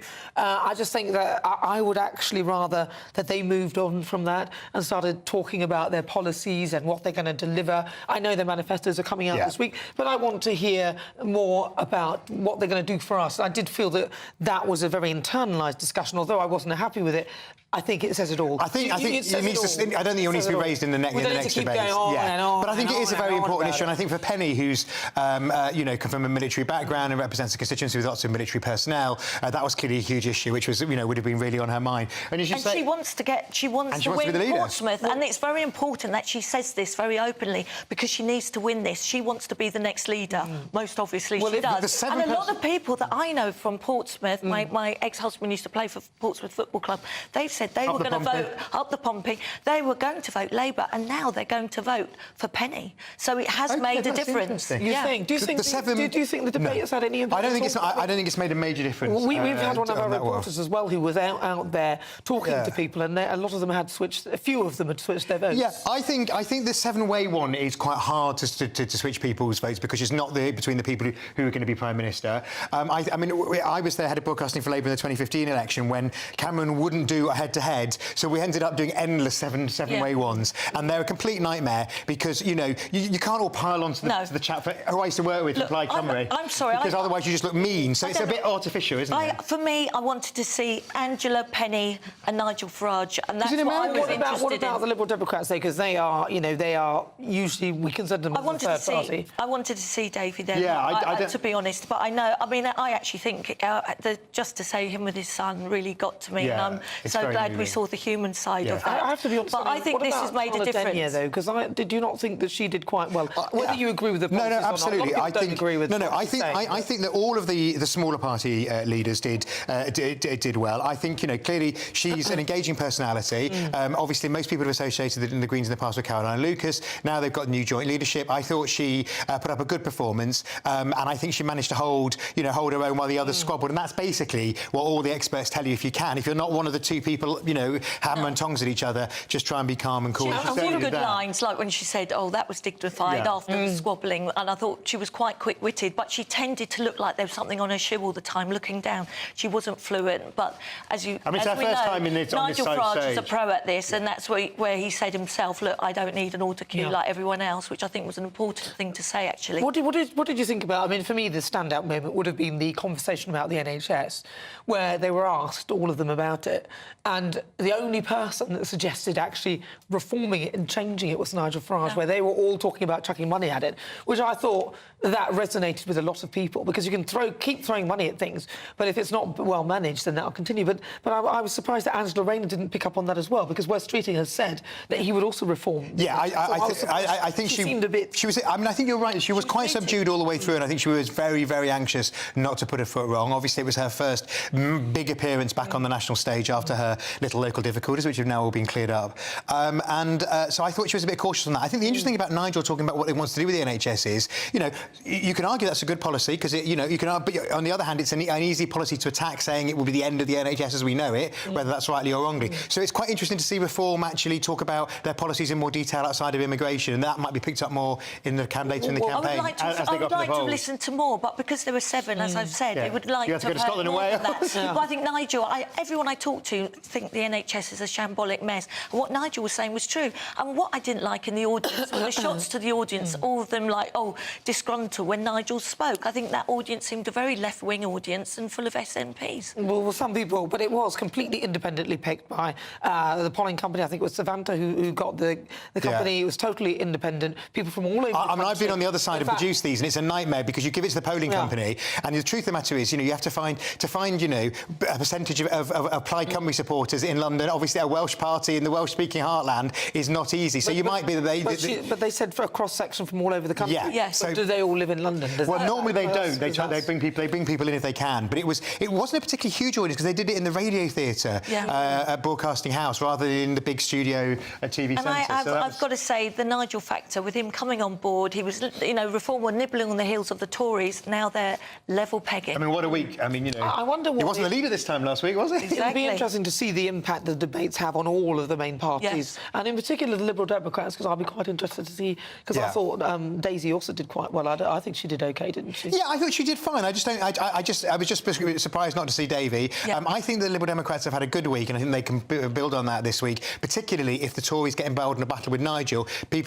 Potential Tory voters in those seats they're targeting who don't particularly like Nigel might feel, you know, that the Tories are going too right-wing for them. So just a quick mention of the Rishi and Keir Starmer. I thought, I don't believe, I think balderdash to him saying about the NHS, Matthew, with him saying, it's not the answer I would have given. And for him to say that about the NHS, he wouldn't. What with regard, he wouldn't use private medical... Use it, yes, exactly. He wouldn't use the private It was not the answer health. I would have given. Well, it was the wrong answer. Because I would have said, I want an NHS, we don't have to go private. That's what he should have said. Perhaps that's what he should have said. Yeah, hindsight's a great thing. Absolutely. He's usually quite good with that, though. Right, here are a full list of those who have been declared their candidacy in Portsmouth North in that constituency. We've got Simon Dodd, he's a Liberal Democrat, Amanda Martin, Labour Party, Penny Mordaunt, Conservative Party, Duncan Stewart Robinson, Green Party, and Mel Todd from Reform UK. Right, it's time for the Great British Giveaway now, and your chance to make this summer really special with over £16,000 worth of prizes to be won. That's £15,000 in cash and a whole load of treats. And you have to be in it to win it, though, so here are all the details that you need. We're making this summer funner with 3 incredible prizes to be won. First, a fantastic £15,000 in tax-free cash that you can spend on anything you like. Next, there's the latest iPhone 15 with a brand new set of Apple AirPods. And finally, £500 to spend at the UK attraction of your choice. The summer fun could be on us. For another chance to win the iPhone, treats and £15,000 cash, text WIN to 63232. Text costs £2 plus 1 standard network rate message, or post your name and number to GB06 PO Box 8690 Derby DE1 9TT. UK only. Entrance must be 18 or over. Lines close at 5 p.m. on the 28th of June. Full terms and privacy notice at gbnews.com/win. Please check the closing time if listening or watching on demand. Good luck. Good luck indeed. You're with me. I'm Nana Akua. This is GB News on TV, online and on digital radio. Coming up, Royal Roundup time. Angela 11 will be here to give us the latest from behind the palace walls. On the menu, King Charles and his public display of sadness during the 80th anniversary of D-Day. Plus, next, though, it's time for the Great British Debate this hour. And I'm asking, who do you think won last night's TV debates? I've got a poll up right now on X asking you that very question. You can email gbviews@gbnews.com, or why not send me a comment at gbnews.com/your say. Cast your vote now. In the GB newsroom, we bring you the news as it happens. With our team of dedicated journalists across the UK, GB News brings you accurate reporting of the day's topical agenda. When the news breaks, wherever and whenever it's happening, we'll be there. This is GB News, the People's Channel, Britain's news channel. I'm Ellie Costello, and thank you so much for joining us here on GB News, the People's Channel, Britain's news channel. Good afternoon, Britain. Weekdays from midday. The Princess of Wales has reportedly been out and about, enjoying days out with her family, while she continues to undergo her treatment for cancer. And Buckingham Palace says they have been inundated with tens of thousands of get-well-soon cards and gifts for the princess. Yes, I can imagine so. Now we're joined by former royal correspondent at The Sun, Charles Ray. Charles, how do they know she's been out and about with her family? Good afternoon, Tom and Emily. It's interesting, yes. I mean, how do they know that she's been out and about? No pictures have been seen of the princess out and about. And I'm surprised that with all the people who've got camera phones, that if she has been that out and about, that we haven't seen her. But anyway, we have to accept that that she is out and about. She's with her family, but the palace are making it quite clear, pointing out that this should not be confused with her returning to work anytime soon. There are even some suggestions that she won't return to work probably until the autumn. And there's one suggestion that may not even be till next year. Like her father-in-law, she's not sitting at home with her feet up watching daytime TV. She is actually working. She's actually doing things. And yet, this is a difficult time, of course, for the royal family to navigate everything. The King has cancer, the Princess of Wales has cancer, and we're in the middle of a general election campaign where the royal family have to be very, very careful about where they go, what they do and what they say. Sure. And as you quite rightly say, Tom, I mean, things have had to be cancelled in any case. So during this next 6 weeks, we are not going to be seeing any members of the royal family doing as much as they possibly can or can do prior to a general election. The People's Channel. We're proud to be GB News, the People's Channel. And as you know, we always love to hear your views. Now, there's a new way of getting in touch with us at gbnews.com/your say. By commenting, you can be part of a live conversation and join our GB News community. You can even talk to me, Bev Turner, or any of the members of the GB News family. I'm Arlene Foster on GB News, Britain's news channel.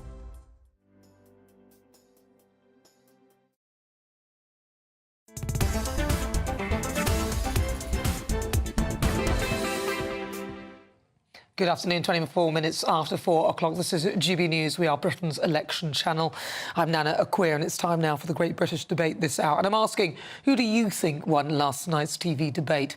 7 representatives from Britain's major parties took to the stage last night in a heated clash, which included Penny Mordaunt for the Conservatives, Angela Rayner for Labour, and Nigel Farage for Reform UK, amongst others. The Prime Minister was roundly criticised for his early exit of D-Day. Commemorations early on Thursday, with Penny Mordaunt herself describing it as completely wrong. Nigel Farage used his platform to represent Reform UK and as a credible opposition to the incoming Labour government, and argued that Britain is living through a population crisis due to immigration. Other parties, such as the SNP and the Greens, gained applause from the audience by taking shots at the two-party system as a whole, putting Labour and the Tories under the microscope. So for the Great British Debate this hour, I'm asking, who do you think won last night's TV debates? I'm joined now by Norman Baker, former Liberal Democrat Minister, Fraser Brooks, Conservative councillor. Norman Baker, who do you think won last night? Well, you won't be surprised, perhaps, if I say Daisy Cooper, because we had the identifying example of Penny Mordaunt and Angela Rayner screaming at each other and talking over each other and shouting all the time. And I think Daisy actually answered the questions straight, professional, and gave proper answers in detail to the questions that were put to her. Nigel was, of course, very competent, but if you dug under what he said, there was a lot of cliches there, but not much detail. I think Daisy's the only person who was both professional and detailed. But who would you say came in second then? Because, OK, obviously you'll pick your team, but who would you have put second in that? Well, I mean, to be fair, Nana, I wouldn't always pick my team. If I'll give you a straight answer. If Daisy hadn't done well, I would have said so. I actually think Stephen Flynn did rather well, the SNP guy, because he came out and made a brave statement, which was that Brexit has been a complete disaster. Now, that was a very risky thing to say, but I happen to agree with it. But to say it was a straight answer to a difficult question. So I think he gets marks from me for honesty. All right. Fraser Brooks, what do you think? So I think it depends how we define the parameters of winning. So obviously Nigel Farage dominated the debate, and we see in the instant polls that came out that he was deemed to have won overall. But I think Penny Mordaunt can be extremely proud. She was given an almost impossibly difficult hand to play, and she played it very well. I think she achieved everything that she sort of would have set out to achieve. She was on that national stage. She mentioned lots of Portsmouth and her constituents. And obviously, she's got a tight fight there. That would have helped. I think there's another poll that's come out and that said that 2/3 of Conservatives would actually quite like her to see her as her leader. And I think she focused very much on Angela Rayner. And although it's nice to have, the 7 turn up, it is a reminder that there are only 2 main parties that are going to win this. And I think she played the contrast quite well of, would you rather want Labour, or actually would you rather continue with the Conservatives? Well, now you mentioned that, though, the highlighting of the two-party system that literally that we have in place, a lot of people watched that and probably thought it doesn't work. It doesn't feel like it works. I mean, you've got 2 main parties. They were scrabbling. They were scrapping over this, that and the other. You knew it was going to be either one of those because of the system. Yet a lot of the others, including the Liberal Democrats and the Greens, even the Greens, came out with some very sensible comments, which will be totally swamped by the major parties. I mean, Norman, do you think that we need to actually start looking at our electoral system and maybe looking at a different way of doing it? Well, we do, and actually the most stable government in the last 20 years has been the coalition between the Lib Dems and the Conservatives, when parties work together in the national interest. That worked very well. It's been a catastrophe since the coalition ended. But yes, the voting system's not right. But just a couple of points. First of all, people elect their own MP. They don't elect a prime minister when they go to the polls. It's not a presidential system. They elect a local MP. That's one point. And therefore, the characters you have in your own constituency are important. Secondly, I think this time round, if you look at the opinion polls and that you think they're anywhere near accurate, about 35–40% of people in the country will not vote Labour and Tory. They will vote SNP or Plaid Cymru or Lib Dem or Green or Reform. And it's not right to try and squeeze all these parties out and pretend it's a two-party system. It may have been in 1955, it isn't now. Yeah. Fraser, do you think there's an argument to change this party system that we have, just looking at that? Because I watched it and I just thought, I would like to... Yeah, go on. Yes, I can see the argument that people make. Obviously, so UKIP in 2015, I think, came 3rd in the votes and got 1 seat. We're seeing now Reform are 3rd nationally, and it looks like they might perhaps get 1 seat again. However, I think first past the post has served this country very well overall. I think when you look at some of our colleagues in Europe, I think the Netherlands, they had the election in the end of 2023. They've only just got the government now. A lot of times it's these sort of rainbow coalitions where you have 4 or 5 different parties put together, all with their say. And as soon as one of them gets a bit unhappy and pulls out, the whole thing crumbles. And so I don't think that's how you want a government to run. You want a government that hopefully can survive 5 years. Yeah, I mean, you saw the coalition that we had before with the Lib Dems. People could argue that that was relatively successful. Also, you got different opinions rather than just one party dominating. And if the polls are to be believed, we're looking at a sort of landslide with the Labour Party. If that is the case, some people might argue that's quite undemocratic. Norman? It's very undemocratic. Look, I mean, the polls, if they're anywhere near accurate, will give Labour about 450 to 500 seats. But they will not get a majority of the vote. They will get less than 50% of the votes cast. That cannot be a sensible outcome to the voting that we have coming forward to us. We have to have a plurality of voices in government, and actually the two major parties are now becoming very intolerant of people within their own ranks. Look at how Diane Abbott was treated by the Labour Party. Anyone who goes at all off message is basically excluded. So we're getting narrower and narrower opinions from the two major parties and huge votes being built up on a minority of the vote. That's not a good system. Although some people might argue that her opinion is quite narrow. I mean, some people might look at that and you know, so I don't know about the treatment with regard to Diana, but I don't really think that a lot of the parties treat their members that well, but some of their members don't behave well either. It's difficult to work out what to do in these circumstances, and I suppose Keir Starmer would argue that he's trying to appease a certain part of his party, and in the end, Diana Abbott she's still representing her seat if she wants to. So in the end, at least, she's doing that. You know. Yeah, she is. But I mean, let's be quite clear. What's happened with the Labour Party is Keir Starmer's finding excuses to get rid of people on the left and paying no attention to abuses on the right. I mean, Lloyd Russell, more than Brighton, was excluded at the last minute based on something he said in 2016, more than 2 general elections ago. So, you know, the Labour Party accepted view is becoming narrower and narrower. And that'll be the view after the election if Labour get a majority. That's not good for this country.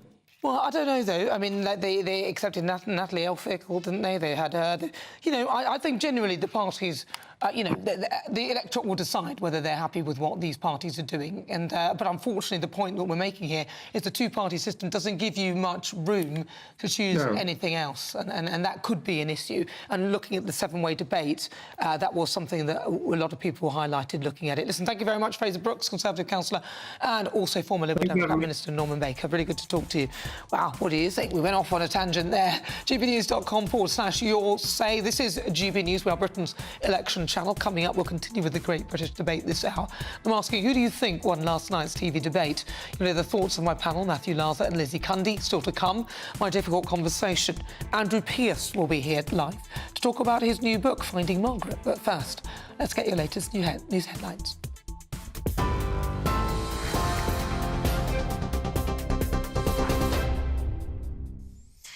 Nana, thank you, and good afternoon. The top stories from the GB newsroom. An Israeli Special Forces officer has been killed during an operation in Gaza in which 4 hostages were rescued. Noah Argamani, Almog Mirjan, Andriy Kozlov and Shlomi Ziv were recovered by the IDF. All 4 were kidnapped by the Hamas terror group from the Nova Music Festival on the 7th of October. And if you're watching on television, this is the moment that one of the hostages, Noah, was reunited with her family, and she received a phone call from the country's president who welcomed her home. The 4 had been held in 2 houses in a residential neighbourhood of Al-Nusrat in the central Gaza Strip.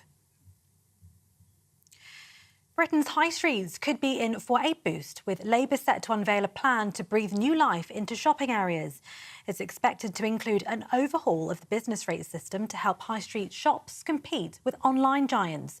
The Conservative Party says the changes amount to French-style union laws and pointed to its own record of supporting small businesses. But Shadow Chancellor Rachel Reeves says it'll boost access to high street banking.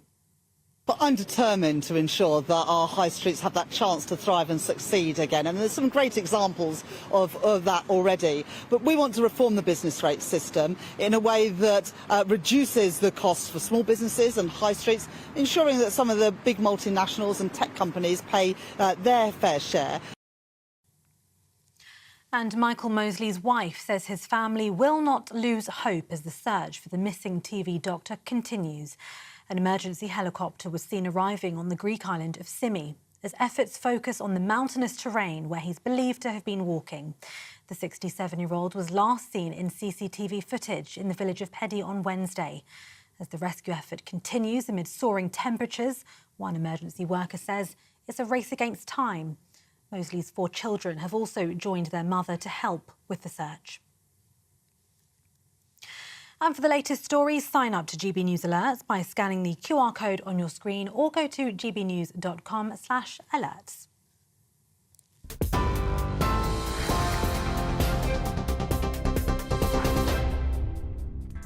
Thank you, Tatiana. You're with me. I'm Nana Akua. This is GB News. We're live on TV, online and on digital radio. Coming up, Royal Roundup time, and Royal biographer Angela Levin will be live in the studio to give us the latest from behind the palace walls. But next, it's time for the Great British Debate this hour. And I'm asking, who do you think won last night's TV debate?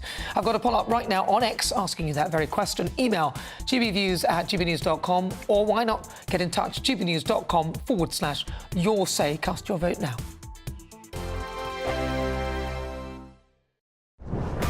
This is GB News, and we are Britain's election channel. This vote may seem to be about the politicians in the media, but it's actually about you. And we won't ever forget that. Join us up and down the country as we follow every moment together. Now, more than ever, it's important to hear all sides as you make your decision ahead of polling day. We're here for you. This is GB News, the People's Channel, Britain's election channel. This is GB News, Britain's news channel.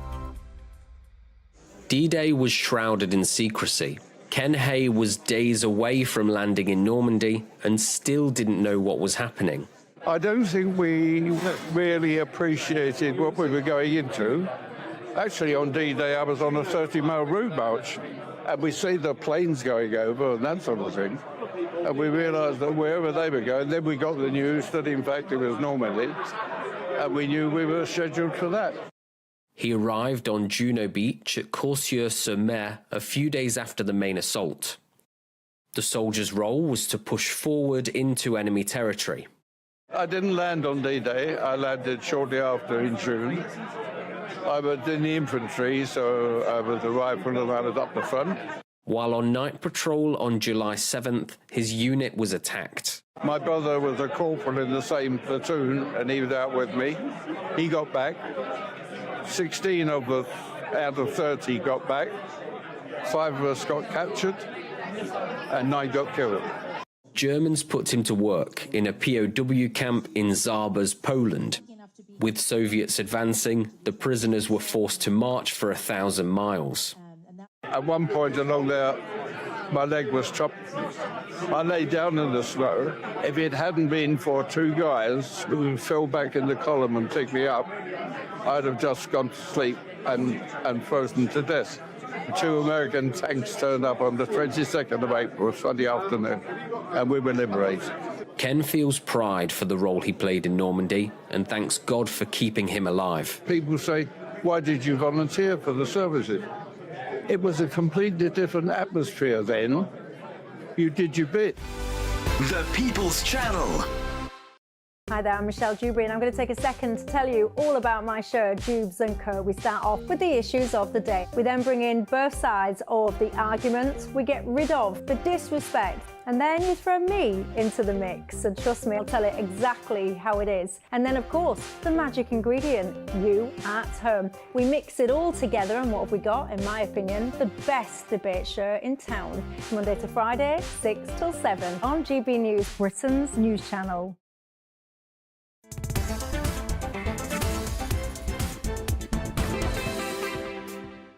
Good afternoon. If you just tuned in, where have you been? It's 39 minutes after 4 o'clock. This is GB News, we're Britain's election channel.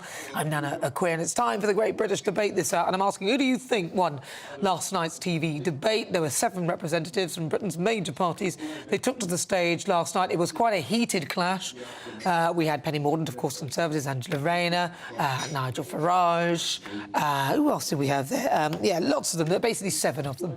We will talk you through. But the Prime Minister was roundly criticised for his early exit, his D-Day, as he left D-Day early, as we know. There was a lot of talk about that. Nigel used his platform to present Reform UK as the credible opposition to an incoming Labour government, and he argued that Britain is living through a population crisis due to immigration.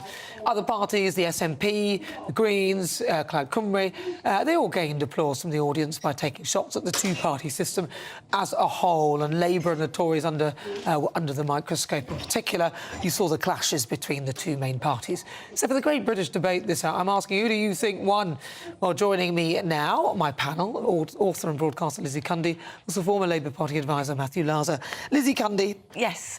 Well, I think Nigel Farage factor, you just saw him in his element, and I don't think he had to be shouting and doing all what you thought Nigel would do. He did one-liners, spoke in facts, and I thought he was brilliant. And I think he's very, very pleased. I spoke to him briefly afterwards, and he was really pleased with how it's gone, and the Reform Office has gone wild since. And as I said, they were just behind the Tories, and now they're neck and neck, and I'm afraid I think the Tories are going to be very soon well behind them. Interesting. Matthew Laza. So I think Angela won by being herself. Never, you don't really think that. Why on earth did you say that? I thought it was a good performance. She wasn't because I think herself. everybody expects Angela. Well, you know, Angela, she's not always out there. You know, she's got the. I mean, I think sometimes she's caricatured as being sort of always, you know, always kind of saying things she shouldn't. And obviously that's just a small part of her. I thought it was a good performance. I thought it was robust on policy. But I think that, you know, I think frankly they all did reason. Yeah, but I don't think Angela landed a punch. I mean, it was like Tyson Fury v Anthony Joshua, but it really was like the Muppet Show. And I have to say, I don't think Angela was on form. I think she was overwhelmed, and she didn't land any punches back. It was like this whiny voice, and her face seemed to get as red as her dress. And I think we've got to remember that Penny had every right to tackle her on the nuclear deterrent, as don't forget, Angela is going to be a big force in the Labour Party, and you know she has the Jeremy Corbynite ideology.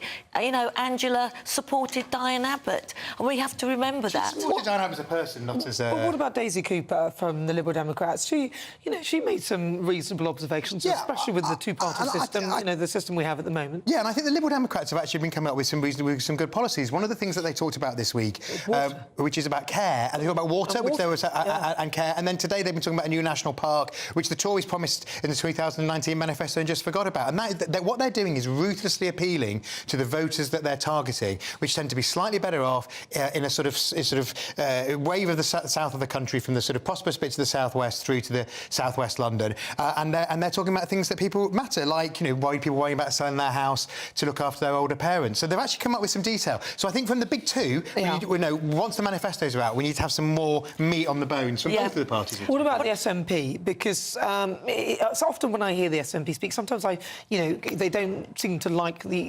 sometimes I get the impression they don't like the English much, and you do get that impression. Well, he said he won't support England in the. He's not even going to support England in the Euros, and I just think, why even say that? Because that just gets my back up straight away. It's just.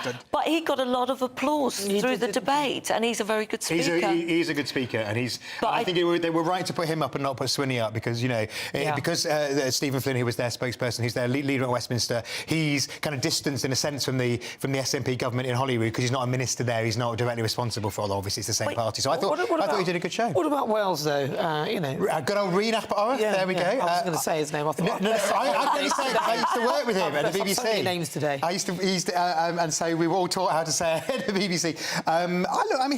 Because he's a television person.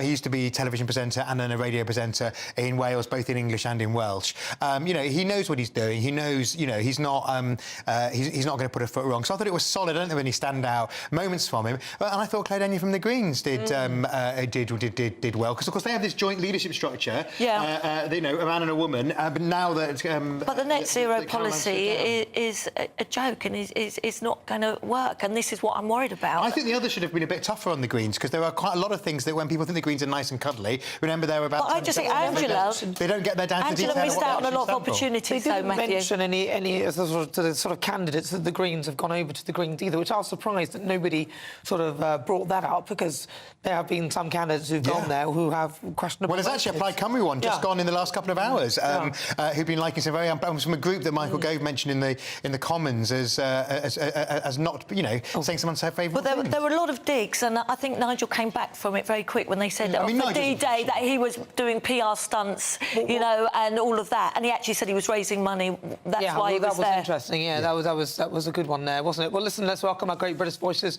Their opportunity to be on this show, because this show's nothing without them. Where should we go to? Let's head to Lee Harris. Let's have a chat with Lee Harris. Lee, what were your thoughts on that debate? There are only three sort of main players in the debate that I was interested in listening to, and that was obviously Nigel Farage, Penny Mordaunt and Angela Rayner. And I think Nigel Farage completely dominated the whole debate. He looked like the most comfortable. He was the most confident, articulate, characteristically cheeky. And he was all over the major talking points. There's absolutely no doubt that out of everyone on that stage, Nigel is the most polished performer.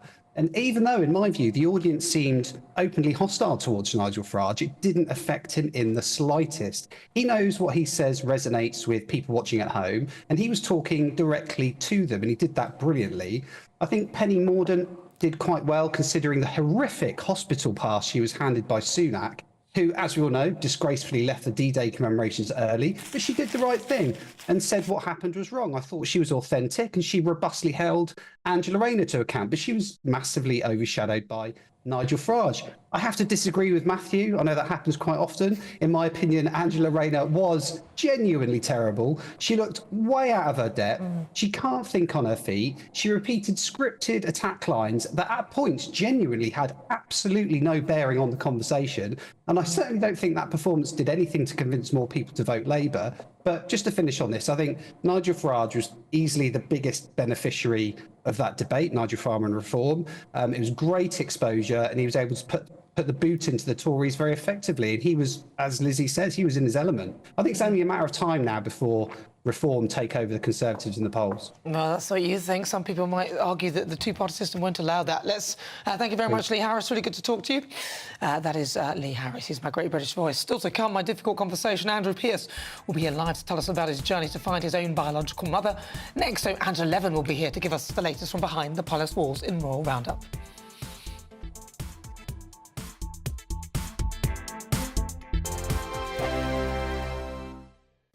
Hello, here's your latest weather update from the Met Office for GB News. We hold on to mixed weather conditions across the UK over the next few days. Some sunshine, some showers and chilly temperatures too for the time of year. Low pressure sitting towards the north-east of the UK, high pressure out towards the west. That's generating that northerly flow, with weather fronts embedded in the flow, enhancing showers at times. So looking at the detail for this evening and through the overnight period, we'll hold on to showers towards the north and northwest of the UK, merging later to give some longer spells of rain, particularly across parts of Northern Ireland and the southwest of Scotland by Sunday morning. Quite blustery here too, but with the cloud, rain and the wind here, temperatures do hold up. Whereas further south, it's becoming clear, and although temperatures in towns and cities holding up near double figures, it will turn quite chilly in rural spots. We could see a touch of grass frost, in fact, by Sunday morning, with temperatures in rural spots here locally down into low single figures. So we're heading into Sunday morning. We do get off to a sunny start across the bulk of the southern part of the UK. Much of southern England, Wales, the Midlands seeing lots of sunshine, but as I say, it will be quite chilly. Those temperatures gradually climbing through the morning.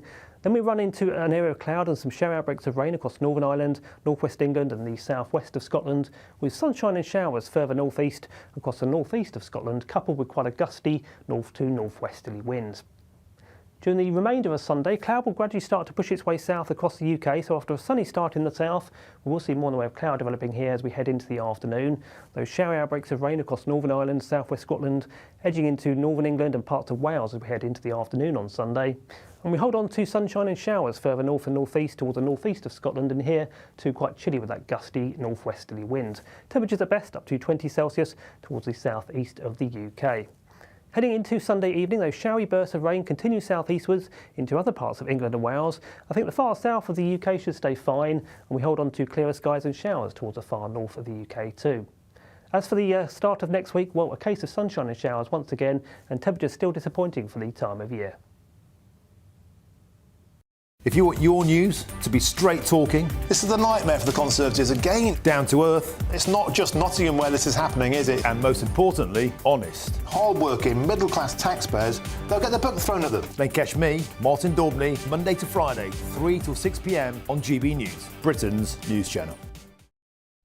Every Saturday, 10 till 12, we'll bring you all of the news that you need to know. We'll also remind you that there is so much to smile about. It's my favourite time of the week. I get to relax, enjoy some light-hearted stories, and let Ellie teach me about fashion too. That's Saturday Morning Live, every Saturday, 10 till 12. Only on GB News, Britain's news channel. We're proud to be GB News, the People's Channel. And as you know, we always love to hear your views. Now, there's a new way of getting in touch with us at gbnews.com/your say. By commenting, you can be part of a live conversation and join our GB News community. You can even talk to me, Bev Turner, or any of the members of the GB News family.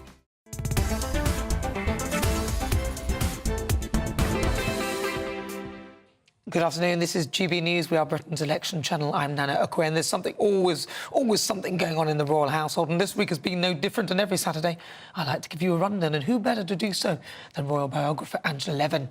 Angela, hello. Hello. Well, the first thing we've got is obviously D-Day, which was so moving that I think everybody was crying. You see these wonderful old people who gave their lives, and they were crying to remember it all. You see tears in the King's eyes. You saw Camilla, the Queen, crying.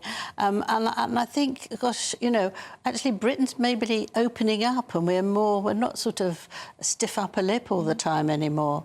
I thought it was interesting. I've noticed the Queen always wears gloves now, and I think that's to, you know, shake hands, you don't get so many germs. But she doesn't mind crying in public. She just feels that it's just what she feels like, that's it. So I think it was incredibly overwhelming and moving, and I think that William was so dignified. Oh, he's amazing, isn't he? And he was the young king. And I thought he was brilliant. He must have been heartbroken that he couldn't have his wife with him. And he said to one of the people, ex-army, that she was doing well. And today we heard that Catherine had written to the Irish Guards saying, because they're doing Trooping the Colour next Saturday, and they said, I hope I'm able to represent you very soon. Oh, bless her heart. And that's very moving. So all these things extremely moving and very... I think it's Britain at its best, really, when we care about what we're doing. One of the people who knocks us on the head now and then is Harry. He got the green light to appeal to the appeal. It's a third one, and he wants to make sure that the government gives him protection all the time, automatically. One of the reasons is that he's going away with Meghan for a tour, world tour, which made my heart sort of pump, because this is going to be another copy of what the royal family is like. And he wants to be covered. Well, it's not on our tax, frankly. So the British public would pay for this? Yes, yes. It's a joke, isn't it? And he also said he wanted it all done by the end of the month, June, and the judge said he doesn't deserve that. He's not in that VIP category. So he was sort of put in his place, but I don't think he can believe that. And the other thing is the wonderful wedding yesterday. And one of the things I loved, there was a wedding dress, but also I loved the blue velvet shoes. And I thought that Olivia, the bride, she was really going to the wedding thing. There's something old, something new, borrowed and blue. The old and the borrowed was from her great-grandmother in 18-something. Wow. And that was put around her arm and also the neck. And I thought, good for you. And she had the blue shoes, amazing blue shoes, which made me think that she's really quite a girl, you know, because very few people wear anything other than white for their wedding. She was and I thought that was lovely. Billionaire as well. And William again was wonderful. Yeah. He was absolutely wonderful. He was ushering everyone around, which seems funny for an heir to the throne, and actually would jump in the bus that was taking them to the celebration. And I thought, that's amazing too. Accessible, really accessible. Well, Angela Levin, as ever, succinct as ever, thank you so much for joining me. Thank really you. good to hear all of that. So that's my royal roundup. That was the brilliant Angela Levin. Stay tuned, loads more here on GB News. Do not go anywhere.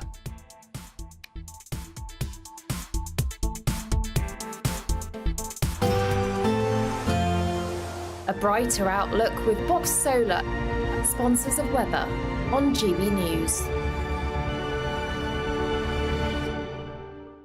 Hello, here's your latest weather update from the Met Office for GB News. We hold on to mixed weather conditions across the UK over the next few days. Some sunshine, some showers and chilly temperatures too for the time of year. Low pressure sitting towards the north-east of the UK, high pressure out towards the west. That's generating that northerly flow, with weather fronts embedded in the flow, enhancing showers at times. So looking at the detail for this evening and through the overnight period, we'll hold on to showers towards the north and northwest of the UK, merging later to give some longer spells of rain, particularly across parts of Northern Ireland and the southwest of Scotland by Sunday morning. Quite blustery here too, but with the cloud, rain and the wind here, temperatures do hold up. Whereas further south, it's becoming clear, and although temperatures in towns and cities holding up near double figures, it will turn quite chilly in rural spots. We could see a touch of grass frost, in fact, by Sunday morning, with temperatures in rural spots here locally down into low single figures. So we're heading into Sunday morning. We do get off to a sunny start across the bulk of the southern part of the UK, much of southern England, Wales, the Midlands, seeing lots of sunshine, but as I say, it will be quite chilly, those temperatures gradually climbing through the morning. Then we run into an area of cloud and some shower outbreaks of rain across Northern Ireland, northwest England and the southwest of Scotland, with sunshine and showers further northeast across the northeast of Scotland, coupled with quite a gusty north to northwesterly winds. During the remainder of Sunday, cloud will gradually start to push its way south across the UK, so after a sunny start in the south, we will see more in the way of cloud developing here as we head into the afternoon. Those shower outbreaks of rain across Northern Ireland, southwest Scotland, edging into northern England and parts of Wales as we head into the afternoon on Sunday. And we hold on to sunshine and showers further north and northeast towards the northeast of Scotland, and here too quite chilly with that gusty northwesterly wind. Temperatures at best up to 20 Celsius towards the southeast of the UK. Heading into Sunday evening, those showery bursts of rain continue southeastwards into other parts of England and Wales. I think the far south of the UK should stay fine, and we hold on to clearer skies and showers towards the far north of the UK too. As for the start of next week, well, a case of sunshine and showers once again, and temperatures still disappointing for the time of year. Looks like things are heating up. Boxed boilers, sponsors of weather on GB News.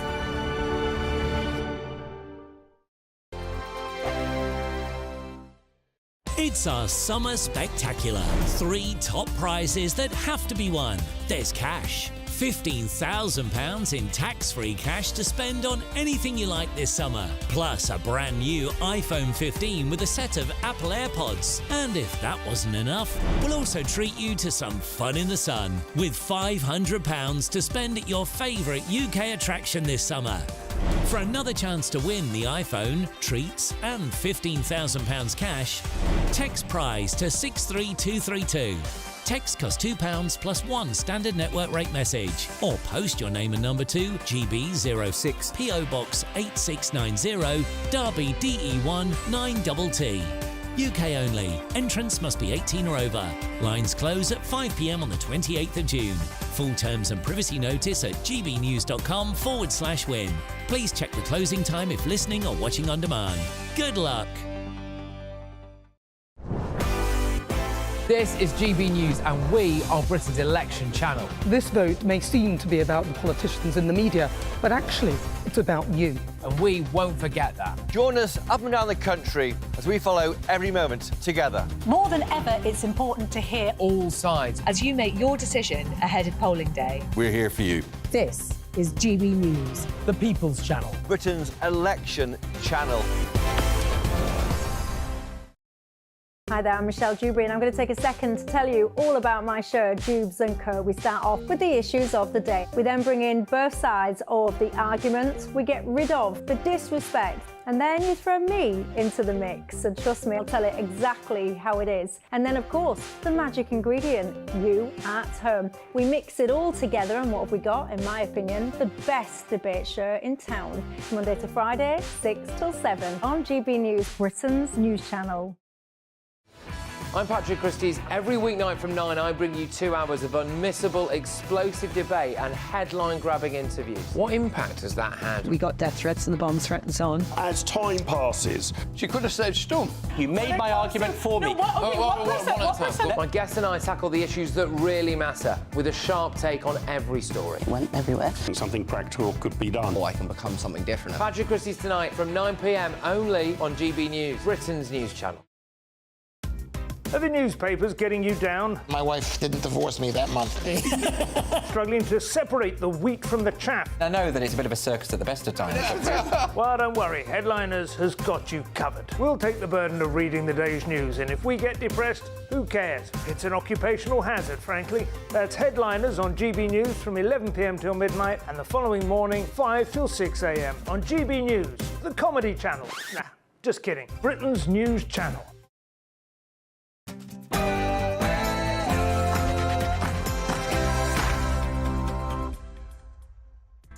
Good afternoon. It's just coming up to 5 o'clock. This is GB News on TV, online and on digital radio. I'm Nana Akua.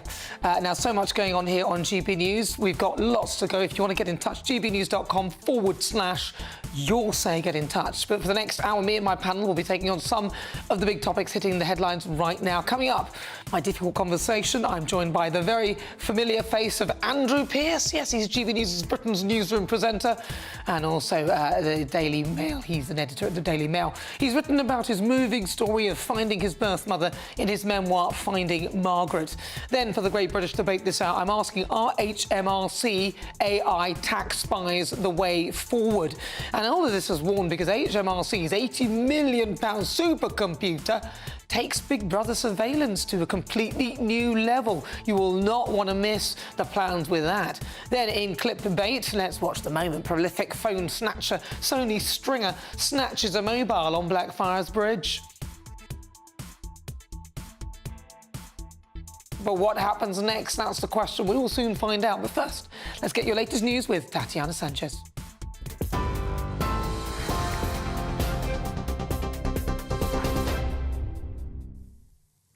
Nana, thank you. The top stories. An Israeli Special Forces officer has been killed during an operation in Gaza in which 4 hostages were rescued. Noah Argamani, Almog Mirjan, Andriy Kozlov and Shlomi Ziv were recovered by the IDF. All 4 were kidnapped by the Hamas terror group from the Nova Music Festival on the 7th of October. If you're watching on television, this is the moment one of the hostages, Noah, was reunited with her family and received a phone call from the country's president, who welcomed her home. The 4 had been held in 2 houses in a residential neighbourhood of Al-Nusrat in the central Gaza Strip. Israel's Prime Minister Benjamin Netanyahu says his country won't give in to terrorism and remains committed to bringing all of the hostages home. Meanwhile, thousands of people have gathered along Whitehall in London for a protest in support of Palestine, calling for an immediate ceasefire in Gaza. Those who marched from Russell Square to Parliament included children, parents, elderly and the disabled. Marching outside Downing Street, protesters waved flags and placards and chanted slogans, including, "In our millions, we are all Palestinians." Various speakers, including the Palestinian ambassador to the UK, gave speeches from a stage outside of Parliament. In other news, Penny Mordaunt clashed with Angela Rayner over issues including NHS waiting lists and the economy in a televised debate last night. Both were reprimanded for speaking over one another, whilst Ms Rayner received applause after claiming former Prime Minister Liz Truss had crashed the economy. Keir Starmer confirmed this earlier this week. They are going to put up your taxes by £2,000. That's a lie. By £2,000 per working house. Penny Mordaunt, you're using a figure that's been criticised by the UK statistics watchdog. Costings and Labour's Why don't you stand by your record? Record levels of taxes on working people. 26 separate tax hikes in the last Parliament. Well, as we just heard, Penny Mordaunt was criticised for repeating the claim that Labour would increase taxes. Sir Keir Starmer now says Labour's manifesto is complete and insists there'll be no tax surprises. Well, we finalised our manifesto yesterday, which was a great moment because at the end of the meeting it was acclaimed by everybody in the meeting. And, you know, good manifestos are those that tell a story about the country, and those that succeed. Everything in our manifesto won't be any surprises on tax. All of our plans fully costed, fully funded, and none of them involving tax rises over and above those that we've already set out. The Prime Minister received a warm welcome on home soil this afternoon as he continued election campaigning. Rishi Sunak visited the gardens at Auckland Castle today, meeting with volunteers. He also spoke to people at a village fete in Great Ayton, a North Yorkshire village in his Richmond constituency. Mr Sunak's campaigning visits come as he faced criticism for leaving a D-Day commemorative event early. Part of London's ultra-low emissions zone could be scrapped if the Conservative Party wins next month's election. Senior Tories say they'd table a backing drivers bill, which would reverse the London Mayor's controversial ULEZ expansion and rule out any blanket 20-mile-an-hour zones. The party says the plan would protect drivers from what they call the draconian policies of local Labour politicians. Latest figures show that 95% of vehicles in the capital are compliant with clean air standards, up from 39% in 2017. Now, more than 2 million cats across England are unregistered just days before a new law takes effect. From Monday, all cats will need to be microchipped before the age of 20 weeks. It's hoped the new requirement will cut down on the number of lost pets and discourage thefts. But the Cat Protection Charity says more than 2 million felines remain unchipped, and they're urging people to act quickly to protect their furry friends. And veteran film star Dick Van Dyke has made history as the oldest ever winner of a Daytime Emmy Award. The 98-year-old, star of classics including Mary Poppins, took home a trophy for a guest appearance on the long-running soap opera Days of Our Lives. He joked that he'd been playing old people for his whole career and said winning the award tops a lifetime of 80 years in the business. For the latest stories, sign up to GB News Alerts by scanning the QR code on your screen or go to gbnews.com/alerts. Now back to Nana.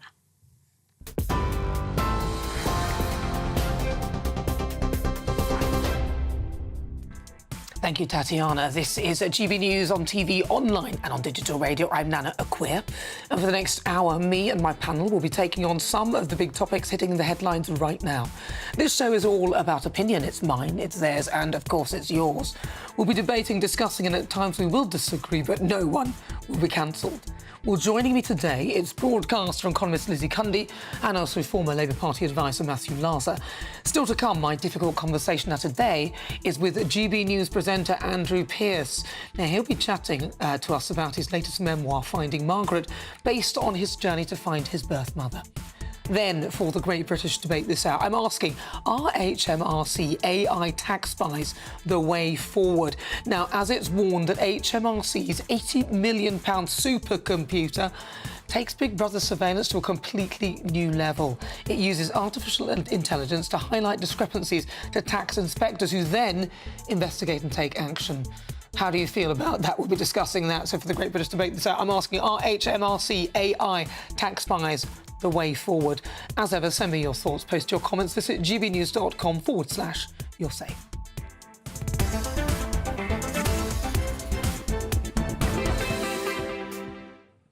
It's fast approaching 8 minutes after 5 o'clock, and it's now time for this week's Difficult Conversations. And I'm joined by a very familiar face. Now, he normally spends his weekend having a well-deserved break after hosting Britain's Newsroom. But today, he's joining me to talk about his new memoir, Finding Margaret. His highly rated book details the moving story of how he found his birth mother. I'm pleased to say, of course, I'm joined by the legend that is Andrew Pearce. Hello. Lovely to be back on your show. Oh, my goodness. Oh, yeah, that was the first time I got you on my show. I think the first time I ever worked on GB News was on your show. I couldn't believe it because I used to listen to you all the time on LBC. Right. So to me, Andrew Pearce is a legend. So to have you on my show, I was like, oh, my God. But you've been doing a lot on GB News now. You have your own programme with Beverly Turner, Britain's Newsroom. Yeah. But you've found time to write a memoir. I actually started writing it during lockdown. It was almost just putting thoughts on a piece of paper. But then it just took over. And the words literally cascaded out of me because I found my birth mother when I was around 49. As I approached the big 50, I thought, if I don't do it now, I never will. And I'd agonised for years over whether I should try to find her because I loved my adoptive mum who adopted me, wonderful woman. She gave me a wonderful life with my dad in Swindon. I was adopted into a home with 3 kids. They were there already. They never resented me. So I never, ever wanted to do anything that would upset my mum. So what I did, I found Margaret and didn't tell Mum what I was doing. Yeah. And it was an extraordinary story because I assumed when I began looking for her that she was probably 17, maybe 18 or 19 when she had me, because she had me in the early 1960s. In fact, she was 34. Wow. Just a few weeks from her 35th birthday. An Irish Roman Catholic nurse. She had me in Bristol. She lived in Birmingham. She'd gone to extraordinary lengths to cover her tracks.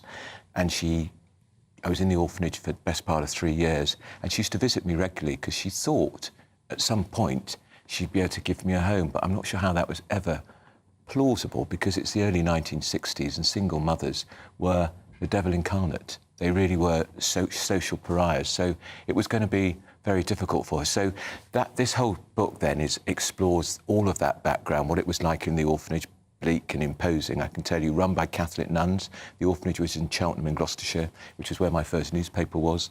I then discovered that she lived in Birmingham. My second newspaper was in Birmingham. Wow. I might possibly have passed my birth mother in the street and not even known. Extraordinary. So it was extraordinary coincidences and shocks, and the whole process of writing it was very cathartic. I can imagine, because I should imagine throughout your life you've probably wondered who she is. Yeah. And who your father is as well. Yeah. And I obviously I have read parts of your book as well. Yeah. And I know that you never really find out who your father is. No. When you go to try to find, when you decide to find your birth parent, you go to your local social services and then they get a file from the adoption agency, which was the Nuns of Nazareth House. And there was a name for a birth father in there. But all my journalistic instincts crept in. I thought, I'm not sure I believe this story. And so I tracked down the family of the man who was supposedly my birth father. If he was my birth father, he was killed in a crash. Was that convenient? Did you, if he was your birth father, did you get to see what he looked like? I've seen photographs of him. Does he look anything like I don't think he does. No. And other people say he's in the book. There's a photograph of him in the book, actually. And I don't think he does look like me. But others say, oh, yeah, I can see he looks like your father. But I just don't think so. Let's see what you think. There he is. Let's see. You've got his nose. I've got quite a big nose. I didn't want to say. My father's got a massive nose. My dad's nose is big. So he's there. He was killed when he was about 35, 36. Like you. You think he's a bit like me? I do think so. Yeah.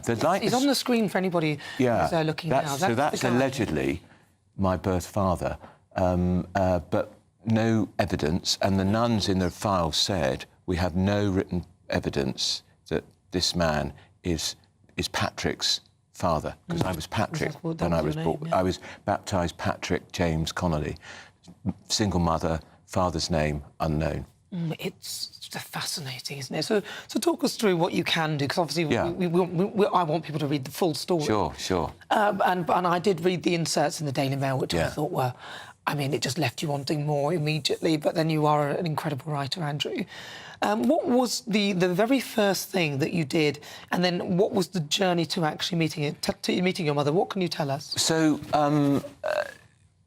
when I got the file, I've got my great friend Jane Moore, who's on Loose Women and Writes a Common Son. She'd done this before. She found Margaret.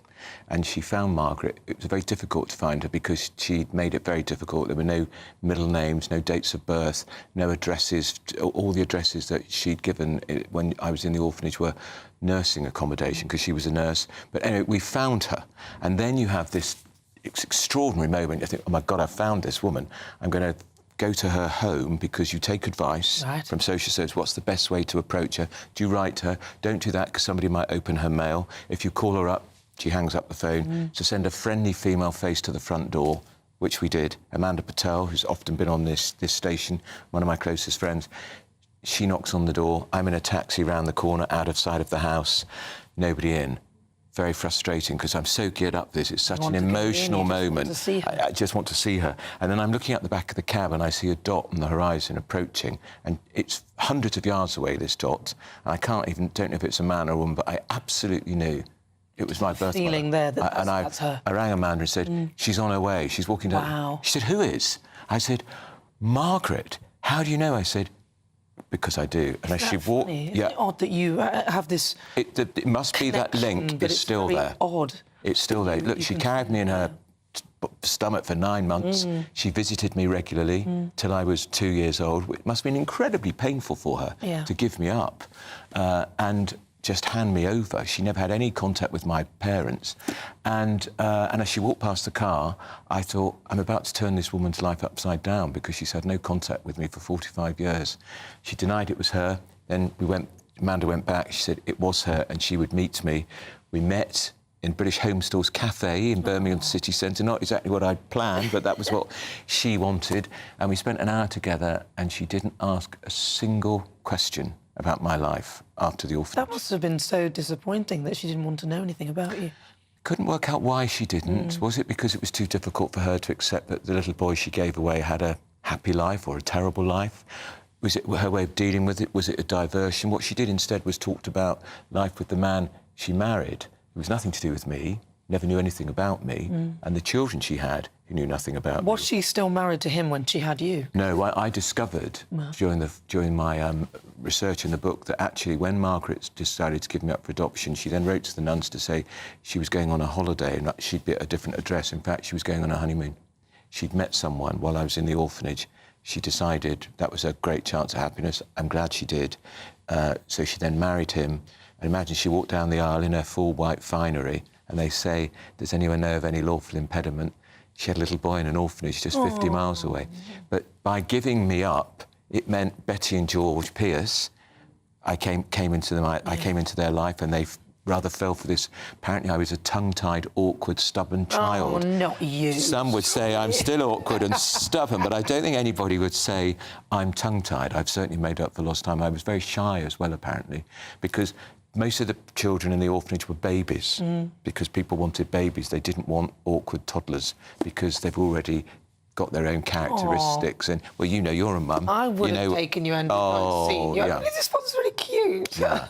So my parents visited me regularly at weekends. It was a 2-hour bus ride for them and 2 hours back.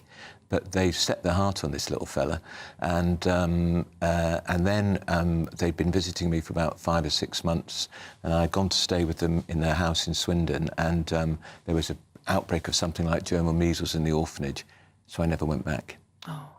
Yeah. Which was lovely in a way, but apparently it also meant, of course, you never got to say goodbye to anybody in the orphanage, and you probably wouldn't have remembered anything. No, the children or anybody. No, and of course, then when I go to work on the Gloucestershire Echo in Cheltenham, my first newspaper is in Cheltenham. The newspaper office was literally a few hundred yards from where the orphanage used to stand. It had been demolished just 1 year after my adoption. Oh, wow. I suspect. In the rubble in the ruins, it took some pretty terrible secrets because this order of nuns has been the subject of some inquiries in Ireland and in Scotland and Australia where there's been evidence of they bullied the children. Oh. And it's in the book about I had my own therapy sessions and which took me back, regressive therapy took me back to the orphanage and it triggered such unpleasant memories. Do you feel that you remembered things when you were brought back to that? Really? I did. And the therapist took a note of what was said, but he stopped the therapy. He stopped the regressive therapy because he said it was too distressing. Oh, wow. Because probably it wasn't Andrew speaking, it was probably the little boy that was Patrick once was speaking. And it's very clever regressive therapy. When I was hypnotised to give up smoking 23 years ago, and it worked. So they hypnotised you. You literally crystal and took me back. It's quite incredible. It is. So how's the book doing? It's doing very well, and I've got to tell you, my sparring partner on the Daily Mirror, Kevin Maguire, is going to interview me about the book at the Leicester Square Theatre on Wednesday, June the 12th. And then we're going to have our usual punch-up, which is going to be refereed by our very own Chris Hope, political editor here. We were on his podcast this week, the Choppers podcast, and we had a good punch-up, and Chris said it was quite difficult trying to keep us in order because, as you know, Kevin and I have been at each other's throats for 25 years. So we're going to talk about the book, but then we're going to talk about the general election and whether Rishi's doing well or whether Keir Starmer's doing well. What did you make of the seven-way debate? were your thoughts? I thought too many. That's exactly what I thought. There's too much going on. You couldn't get enough. I know. Either of them. I know. Any of them. No. And all eyes were focused, of course, on Rayner versus Mordaunt. And I thought, obviously, Nigel Farage, always a great star. But too many people, and I just don't think it works. I think it was better that we didn't have that rigid 45-second format which we had on the ITV debate, which I actually thought Rishi won decisively, not by 51-49, but I'm afraid he's undone all that work with his catastrophic decision to leave D-Day so early. Who are his advisors? Why couldn't he see that, though? Why If couldn't somebody he had see told that? me something like that, I'd have thought, don't be silly. There's never going to be a D-Day like that in our lifetime. It's the last one. It's so poignant. 80 years, those wonderful old men. I met some of them at a garden party at the Palace a couple of weeks ago. It's humbling to meet those men and those women who gave up so much and so modest, and you talk to them and they say they weren't brave. Oh, they were. No, they were. Oh, they were. That was that kind of warfare. The terror. The sheer fear, I wouldn't be there. And you know, wading into the sea, and there were young men already had drowned just because the weight of the luggage, of the equipment on them. And they were extraordinary. Yeah, and it really. Why? I know they'd all left the veterans by the time Rishi left, but he should have been there right to the very end. It was a terrible mistake. Bad decision. He's apologised for it, though, to be fair to him. A little bit too late, probably. I'm afraid it will be when we write his political epitaph, that will be very high up, because it was a grievous mistake. It's the sort of thing you might have thought, God forgive me for saying it, that Jeremy Corbyn might have done something like that. Not a Conservative Prime Minister. Well, I don't know. You had the rain, you had the Titanic sentence. Some might think he doesn't want to do the job. Some might think he's desperate to get out of there. Look, you know, and I suspect the polls will show reform getting ever closer. We're heading for a change of government. 14 years, and people. I just don't think people are listening to the Tories at the moment. It'll be well, that seven-way debate. You couldn't listen to any of them, to be fair. No. So, Andrew, your book. Yeah, that's Finding Margaret, published by Biteback Publishing, and I've got my own website now. It's called You've got to do all this now, and you did Brad, but it's called www.andrewpierceofficial.com, and you can get your tickets for Leicester Square and all the details about the book, because online publishers they just take forever. So that's the quickest way to get the book if you want to buy it. And I'm very proud of it, actually. Well, and it's the first time I've ever written a book. Well done, Andrew. I can't believe it's taken you that long to write. Do you like the photo? A book. Great. You look fabulous. You look so youthful. Oh, bless you. Andrew Pierce, thank you very much. Lovely to be back on your show. Will you have me on again? Absolutely. Well, if you'll come on, but you've got your own show now. You're on. Always nice to come on and support you. 9:30 every morning. Lovely to see you. To Friday. Thank you very much, Andrew Pierce. That is the legendary Andrew Pierce's book, Finding Margaret. It's out now. Right, but it's time for the Great British Giveaway. Your chance to make your summer really special with over £6,000 worth of prizes to be won. That's £15,000 in cash and a host of treats. So you have to be in it to win it. So here's how. It's our Summer Spectacular. 3 top prizes that have to be won. There's cash. £15,000 in tax-free cash to spend on anything you like this summer. Plus a brand new iPhone 15 with a set of Apple AirPods. And if that wasn't enough, we'll also treat you to some fun in the sun with £500 to spend at your favourite UK attraction this summer. For another chance to win the iPhone, treats and £15,000 cash, text WIN to 63232. Text costs £2 plus 1 standard network rate message. Or post your name and number to GB06 PO Box 8690 Derby DE1 9TT. UK only. Entrance must be 18 or over. Lines close at 5 p.m. on the 28th of June. Full terms and privacy notice at gbnews.com/win. Please check the closing time if listening or watching on demand. Good luck. Good luck indeed. Well, now let's watch the moment. Prolific phone snatcher Sonny Stringer snatches a mobile phone on Blackfriars Bridge. The question is, what happens next? Stay tuned, you'll find out in clip-bait. But coming up next, it's time for the Great British Debate this hour. And I'm asking, are HMRC AI tax spies the way forward? And all of that is as HMRC have an 80 million supercomputer that takes Big Brother surveillance to a completely new level. Do not go anywhere.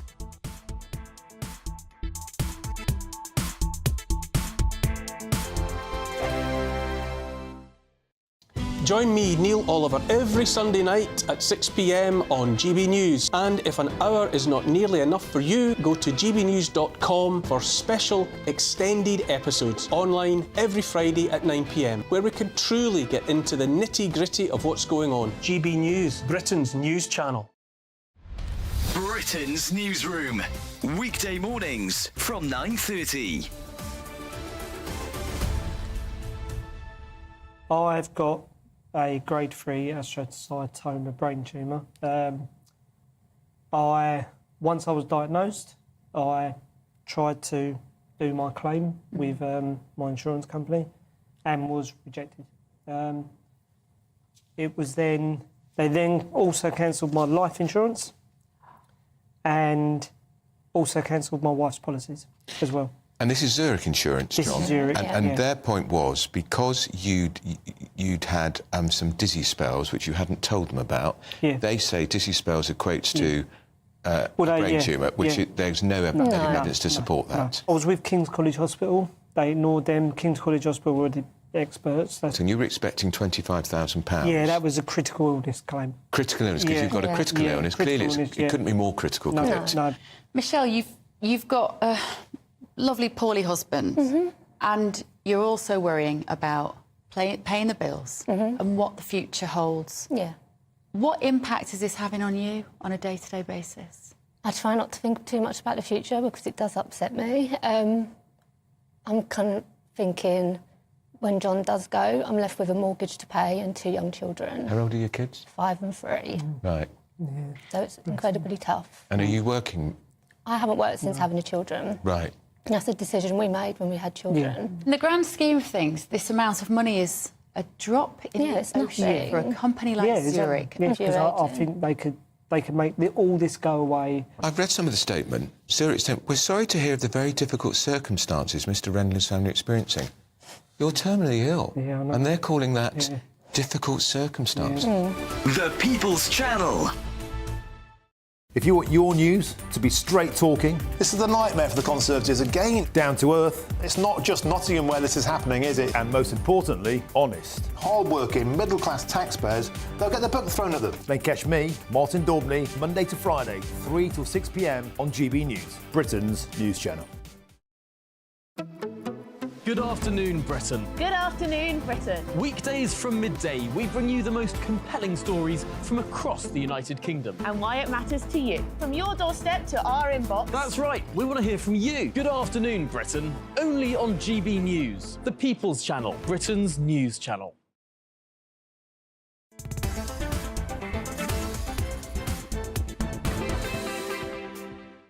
You're with me, I'm Nana Akua. This is GB News on TV, online and on digital radio. We are Britain's election channel. I'm Nana Akua, and it's time for the Great British Debate this hour. And I'm asking, are HMRC AI tax spies the way forward? Now, it's warned that HMRC's £80 million supercomputer takes Big Brother surveillance to a completely new level. It uses AI intelligence, or artificial intelligence, to highlight discrepancies to tax inspectors who then investigate and take action. Great if they do it with big business.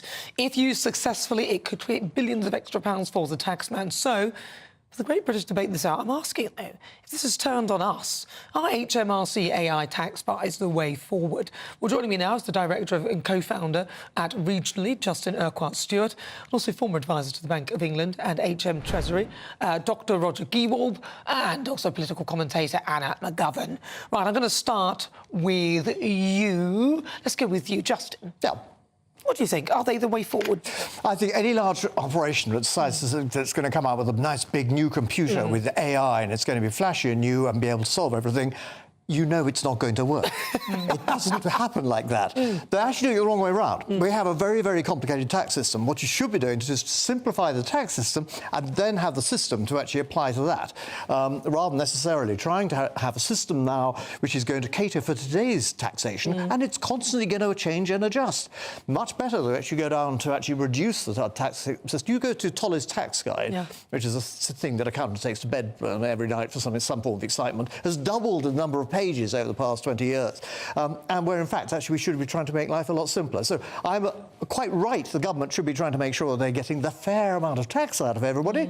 But equally, of course, my confidence in large computer systems working effectively run by anything which has got anything to do with the government is close to zero. You see, I worry that it could be like the lie detector. If the lie detector says that you've lied, you've lied. With this AI, if it decides that you have done it wrong or whatever, then you probably literally have no comeback. Roger Geller, what's your thought on this? I've had a lot of discussions recently on a lot of television shows about AI, and a lot of people are under the misconception that it's reached the stage where it can actually think and make decisions and is almost sentient and has almost reached that point that's called singularity, where it has the same, to put it simply, has the same mental capacities as humans do. My experience of AI, which I use quite a lot, is that it's nothing other than data analysis. That's all it is.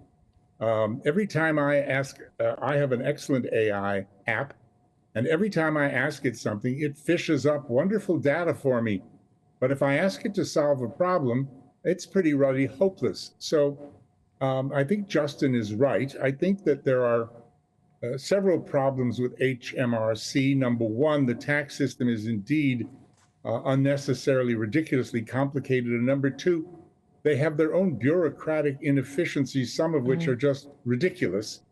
And to expect that a data analysis program is going to solve that, very much like the police saying they're going to start not sending officers, but have AI attend crimes. I mean, it's just a joke. And when Rishi sold that, I said he's so interested in artificial intelligence because he's got so little of the real stuff around him. Interesting, very funny. Right, let's go to Anna McGovern. Anna. I think this measure has something incredibly dystopian about this. Now the government is using more AI. But I think as well, this will hit ordinary taxpayers, small business owners and freelancers the hardest. I just think with all of these measures going forward, and especially we're coming up to a general election as well, what's going to be on the mind of the British public when they're making their vote is who is actually going to represent us. And I think one of the key issues is taxation for the British, for all the voters. And for Labour, they've already pledged $555 million to recruit more tax inspectors. And now this, in addition to that, I honestly think that there is something incredibly disturbing about this. And I think that actually we should be supporting British people more. You know, we've got bills that are all and taxation's already at a 70-year high.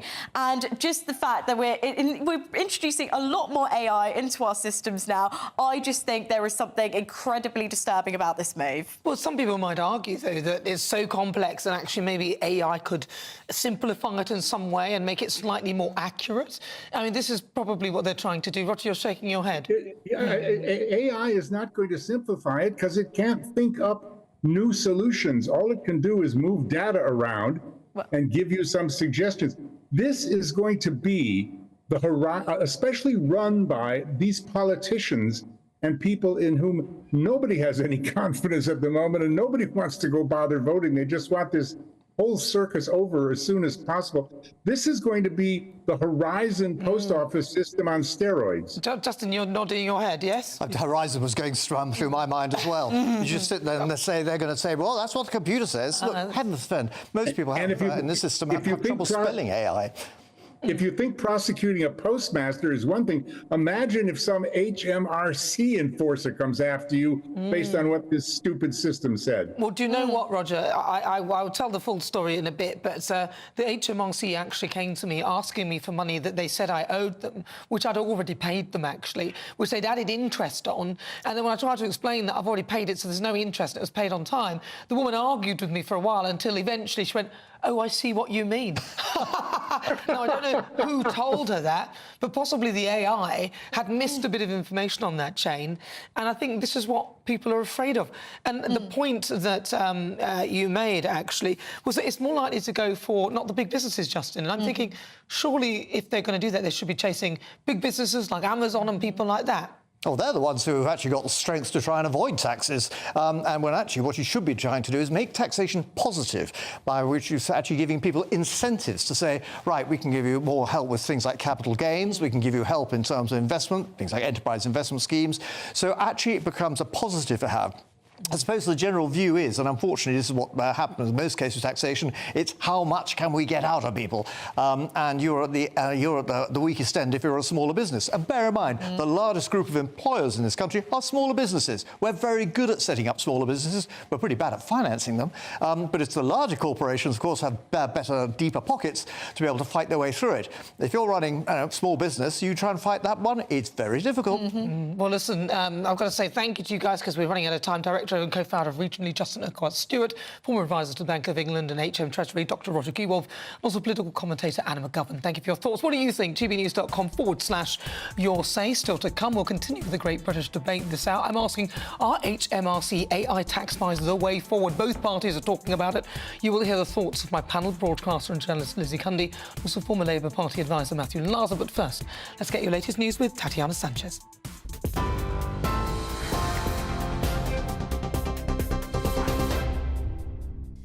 Nana, thank you. The top stories: an Israeli special forces officer has been killed during an operation in Gaza in which 4 hostages were rescued.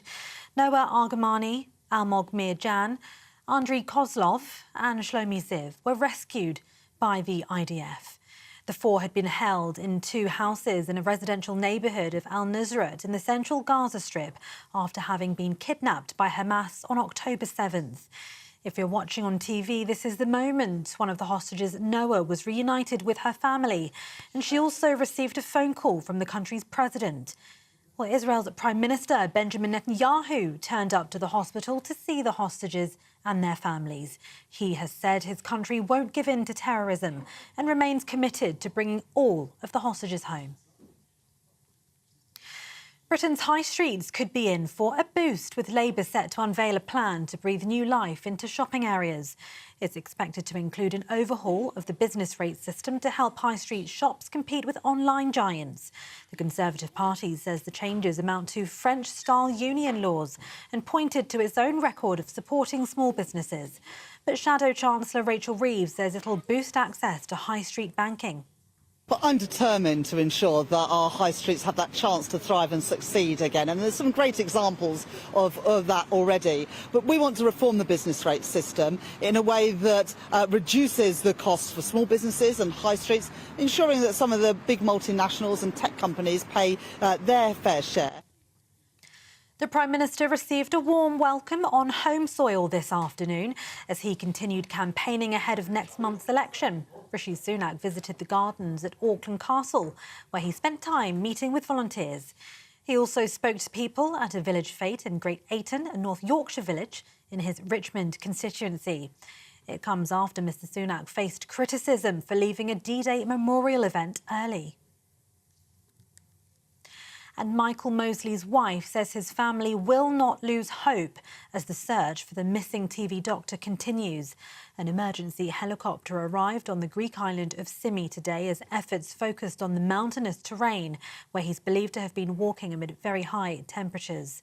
The 67-year-old was last seen in CCTV footage in the village of Pedy on Wednesday. Mosley's 4 children have now joined their mother to help with the search. For the latest stories, sign up to GB News Alerts by scanning the QR code on your screen or go to gbnews.com/alerts. Now back to Nana.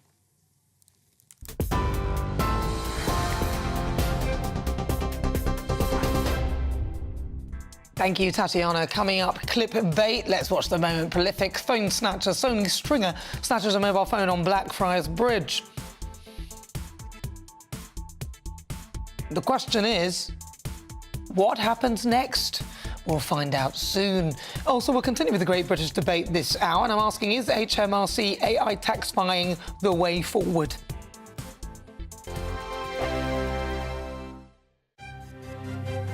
GB News Breakfast, every day from 6 a.m.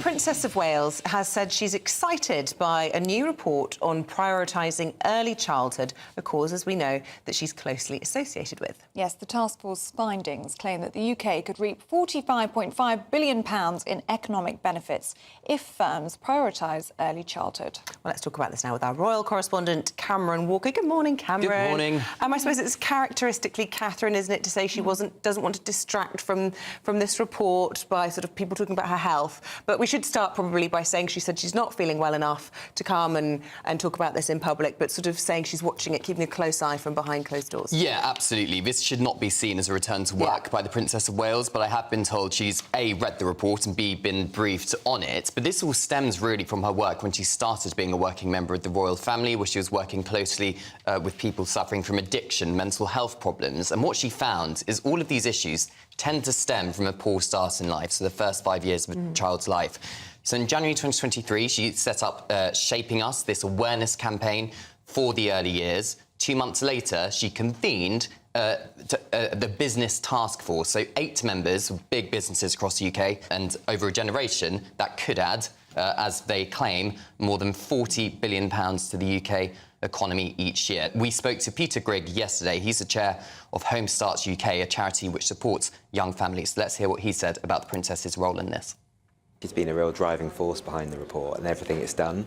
And when we've spent time with the Royal Foundation, what it does, it reminds everyone that this is really important work and early childhood matters, that more businesses should get involved, that more charities are out there for people who want to do more to support families and children. So it's been a wonderful experience. The People's Channel. In the GB newsroom, we bring you the news as it happens. With our team of dedicated journalists across the UK, GB News brings you accurate reporting of the day's topical agenda. When the news breaks, wherever and whenever it's happening, we'll be there. This is GB News. The People's Channel, Britain's news channel. I'm Patrick Christie's. This is GB News, the People's Channel, Britain's news channel.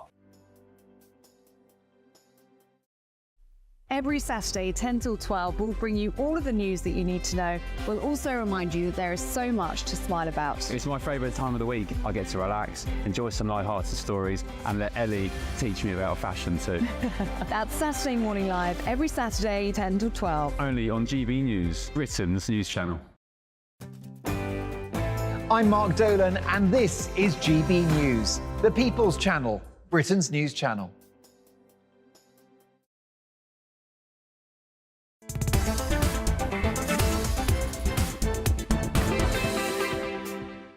Crikey, it's been a busy one, hasn't it? If you just tuned in, where have you been? We've only got 19 minutes to go. This is GB News. We are Britain's election channel.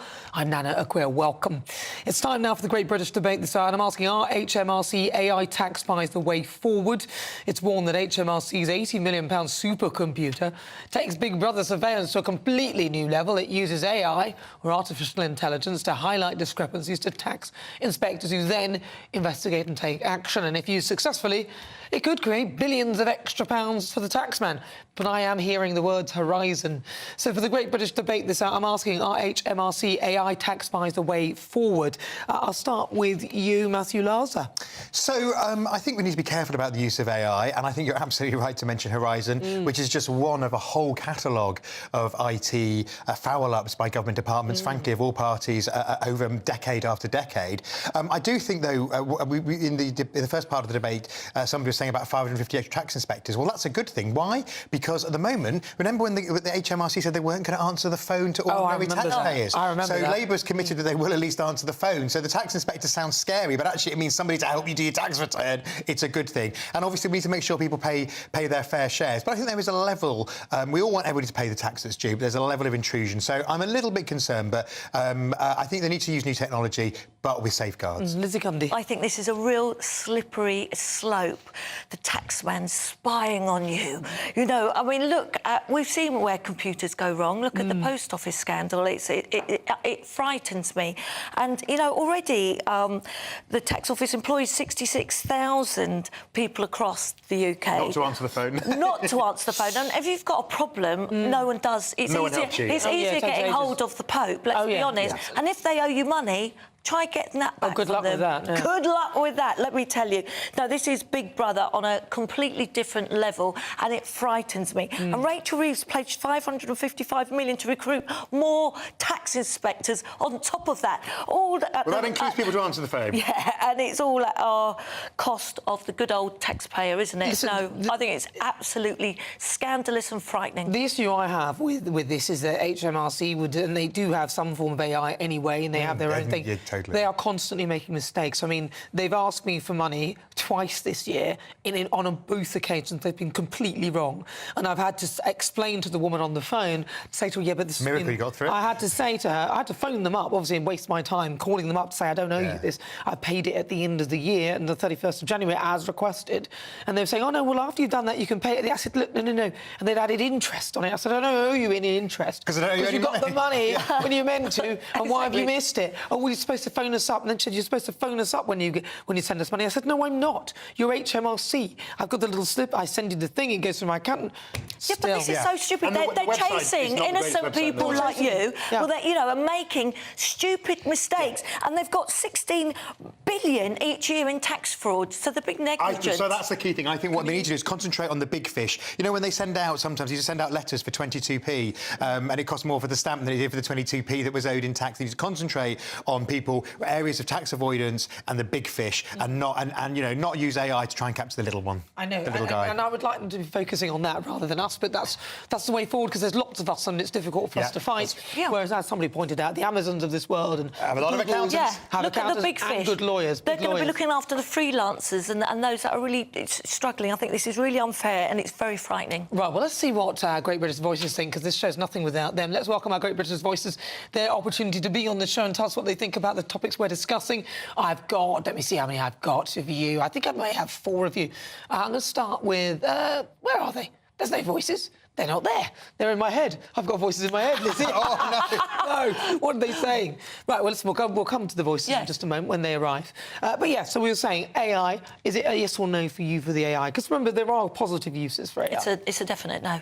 Yes, with safeguards. Because that's the worry, absolutely, because I think there need to be safeguards, that it's not used as a fishing expedition for people who owe, a few quid in tax because they don't understand the system, who've made genuine mistakes, and it goes after people who are trying to avoid. Well, that's what they do. Well, but we've seen the devastation of what happens when computers go wrong. Absolutely. With and we saw in the last 2 weeks there's been a big problem with paying child benefit as well. So millions of families didn't get their child benefit for Imagine that's real financial stress. The Conservative Party is saying that actually you should get it even if you're £120,000 a year. Yeah, which is crazy because it's about. Well, not necessarily. If you're a single mum, or then that's like too. Yeah, I mean, but I think it's not. But imagine if you're not getting your child benefit and the real stress of that, and you're looking after a family and this, high cost of living. Sorry, disgusting. On the child benefit. Well, listen, this show's nothing without you and your views. We try and welcome our Great British Voices now. Let's see if they're available to tell us what they think about the topics we're discussing. Yes, I've got David Balm in Watford. David, what do you think? HMRC, AI, was that any good? No, because I think Roger mentioned it and Lizzie's mentioned it. Horizon, wonderful example of total crap. How about the hospitals that got hacked by hackers? How many?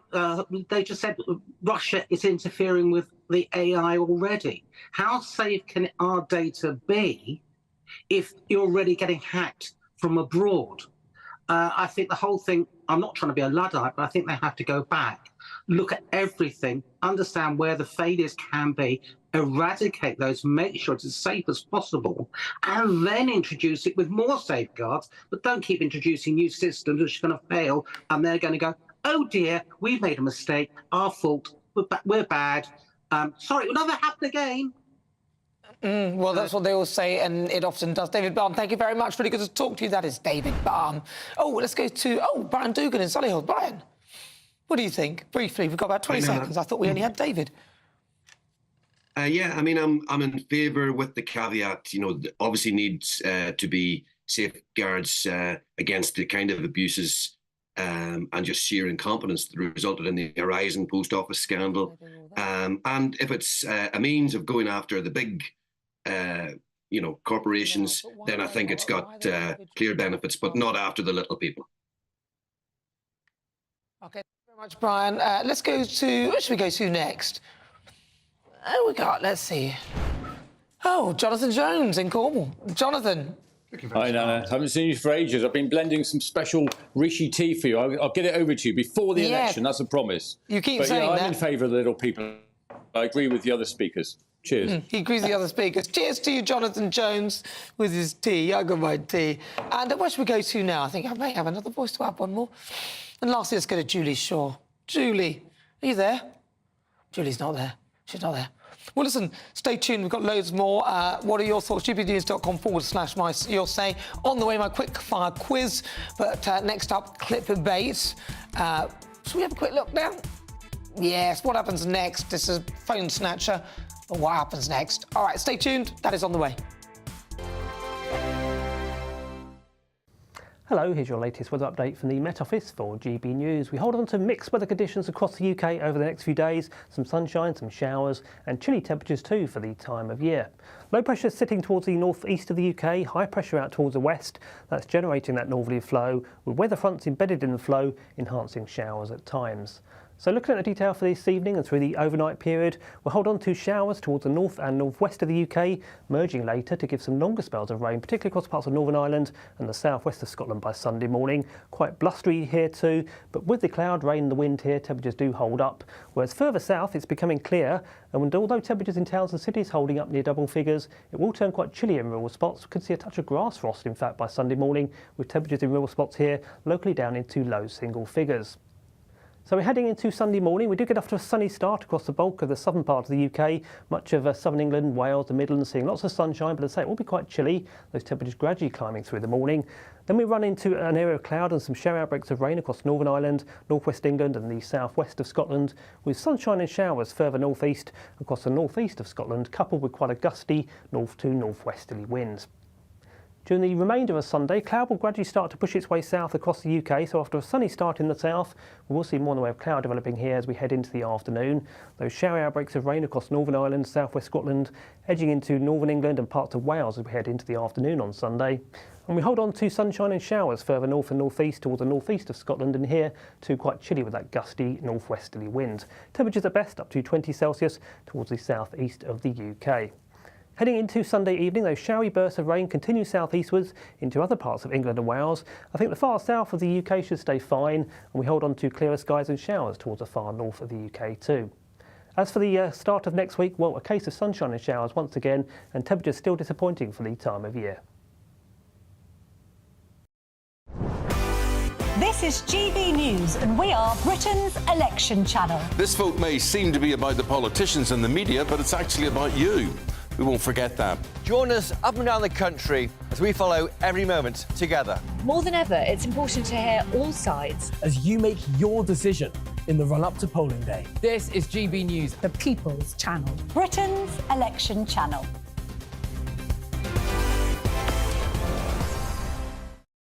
Hi there, I'm Michelle Dewberry, and I'm going to take a second to tell you all about my show, Dubes & Co. We start off with the issues of the day. We then bring in both sides of the argument. We get rid of the disrespect. And then you throw me into the mix. And trust me, I'll tell it exactly how it is. And then, of course, the magic ingredient, you at home. We mix it all together, and what have we got? In my opinion, the best debate show in town. Monday to Friday, 6 till 7 on GB News, Britain's news channel.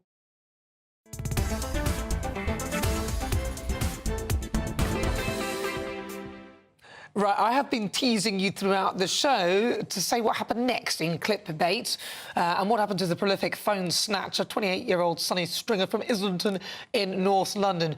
Have a look. Here we can see Stringer and his accomplice riding bikes across Blackfriars Bridge. They're in the red and the blue, OK?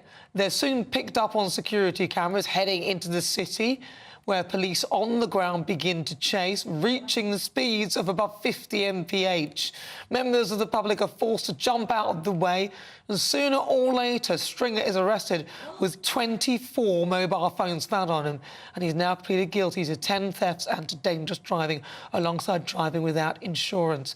So Stringer is now due to be sentenced on the 8th of August. So the clip there, there's lots of writing on the screen, you can't quite see, but there we go, we've got a cam now of what's going on. There they are. Oh, that's the police. It must be the police camera or a camera catching them as they go over. And, yeah, they actually get caught. Thank goodness. How For people, frightening. most of these people always get away with this stuff. Somebody had their phone snatched to me. The next was sitting next to me at a bus stop, and I live around the corner from Blackfriars Bridge, so I'm glad he's been caught. Yeah, but imagine that going at that speed. Never See know, that coming at you. I mean, honestly, cause It's literally. I mean, I was literally sat there, and this poor girl was out of her phone in seconds. I'm so glad that Keep your phone in your pocket or hide it Absolutely. somewhere. Exactly. But right now, it's time for our quick fire quiz, the part of the show where I test my panel on some of the other stories hitting the headlines right now. Please play along at home. Joining me, broadcaster and columnist Lizzie Cundy. Your buzzer, please, Lizzie. And also former advisor to the Labour Party, Matthew Larzer. Buzzer. And at home, are you ready? Question 1. This afternoon, Northampton won the Rugby Premiership final at Twickenham. But which team did they have to beat? Was it A, Harlequins, B, Bath, or C, Sale Sharks? I'll go for Matthew Larzer. B. Which is Bath. Aqua Sulis. No, it's A. It's A. Harlequins. It's Bath. No, totally wrong. She was so convinced there. I got a sports question right. I'm feeling very... For a throwaway point, how do you say Bath in Latin? Bath. No, Aqua Sulis. Oh, very good. You threw it away. So you're classy True there. or false? Did the USA beat Pakistan in the T20 World Cup? Matthew Larson. True. It is true. Say false just in case, because you know what happened last time. I know, but it is true. It is true. Yes, it is true. I'm on a roll on the sport. Well, I mean, I can't believe somebody didn't do the thing, so the answer's right. I didn't on the actually screen. Yeah, it's true. America did beat Pakistan in cricket. The 7th Duke of Westminster, question 3, got married this week. The wealthy aristocrat was previously described as the most eligible bachelor in the country. But just how rich he is, closest answer wins. Lizzie Cundy. 10 billion. 10 billion. 12. 12 billion. The answer is it's 10 billion. Lizzie Cundy's got an eye on the prize. I think she's taken him off her list now. He's taken, yeah, he's off mine. He's got off the list. I mean, that woman. And Harry didn't go to the wedding. Well, yeah, it's his brother. Can I just say, Lizzie, I think your hair's even bigger than Penny Morton's. No, my previous wig was. Remember that? It's growing as the show goes on. My new hairstyle. It's getting bigger. Your hair's getting bigger. Right, let's go. Which Manchester United defender has been sensationally left out this week of Gareth Southgate's England squad? What's the answer? Lizzie Cundy. Jack Grealish. I was going to say Jack Grealish, but I didn't know he played for... I think he played for Man City. Maguire. Totally wrong, it's Harry Maguire. You're totally wrong. And finally, multiple choice. Today is Gin Day, but which country invented the popular alcoholic drink? Is it A, India, B, Netherlands, or C, Indonesia? Lizzie Cundy. A. Which is India? India. It says India. I was thought it was A, but I'm going to say... No, it's the Netherlands. You're Okay. totally wrong. 2-1. I won. Well done to you. Right, let's see. On today's show, I've been asking, are HMRC AI tax spies the way forward? According to our Twitter poll, 26% of you say yes, and 74% of you say no. That's right. And who do you think won the last night's TV debate? Well, according to our Twitter poll, 85% of you voted for Reform, which would be Nigel Farage, 7% of you for the Tories, which would have been Penny Mordaunt, 6% for the Labour Party, which would have been Angela Rayner, and 2% for the Liberal Democrats. Daisy Cooper. Daisy Cooper, very good. Well, thank you so much to my panel, Lizzie Cundy. Thank you very much to you. Thank you. And thank you to you, Matthew Larzer. Pleasure. And I just want to say how moving Andrew's story was. I thought that was incredible. Oh, it was amazing. And I can't wait to read his book. No, absolutely. Well, listen, and a huge thank you to you at home for your company as ever. I look forward to seeing you tomorrow, 3 o'clock, same time, same place. Up next, it is the Saturday 5. Enjoy your day. We're making this summer funner with 3 incredible prizes to be won. First, a fantastic £15,000 in tax-free cash that you can spend on anything you like. Next, there's the latest iPhone 15 with a brand new set of Apple AirPods. And finally, £500 to spend at the UK attraction of your choice. The summer fun could be on us. For another chance to win the iPhone, treats and £15,000 cash, text prize to 63232. Text costs £2 plus 1 standard network rate message. Or post your name and number to GB06 PO Box 8690 Derby DE1 9TT. UK only. Entrance must be 18 or over. Lines close at 5 p.m. on the 28th of June. Full terms and privacy notice at gbnews.com/win. Please check the closing time if listening or watching on demand. Good luck. This is GB News and we are Britain's election channel. This vote may seem to be about the politicians in the media, but actually, it's about you. And we won't forget that. Join us up and down the country as we follow every moment together. More than ever, it's important to hear all sides as you make your decision ahead of polling day. We're here for you. This is GB News, the People's Channel. Britain's election channel. Are the newspapers getting you down? My wife didn't divorce me that month. Struggling to separate the wheat from the chaff? I know that it's a bit of a circus at the best of times. Well, don't worry, Headliners has got you covered. We'll take the burden of reading the day's news, and if we get depressed, who cares? It's an occupational hazard, frankly. That's Headliners on GB News from 11 p.m. till midnight, and the following morning, 5 till 6 a.m. on GB News, the comedy channel. Nah, just kidding. Britain's news channel.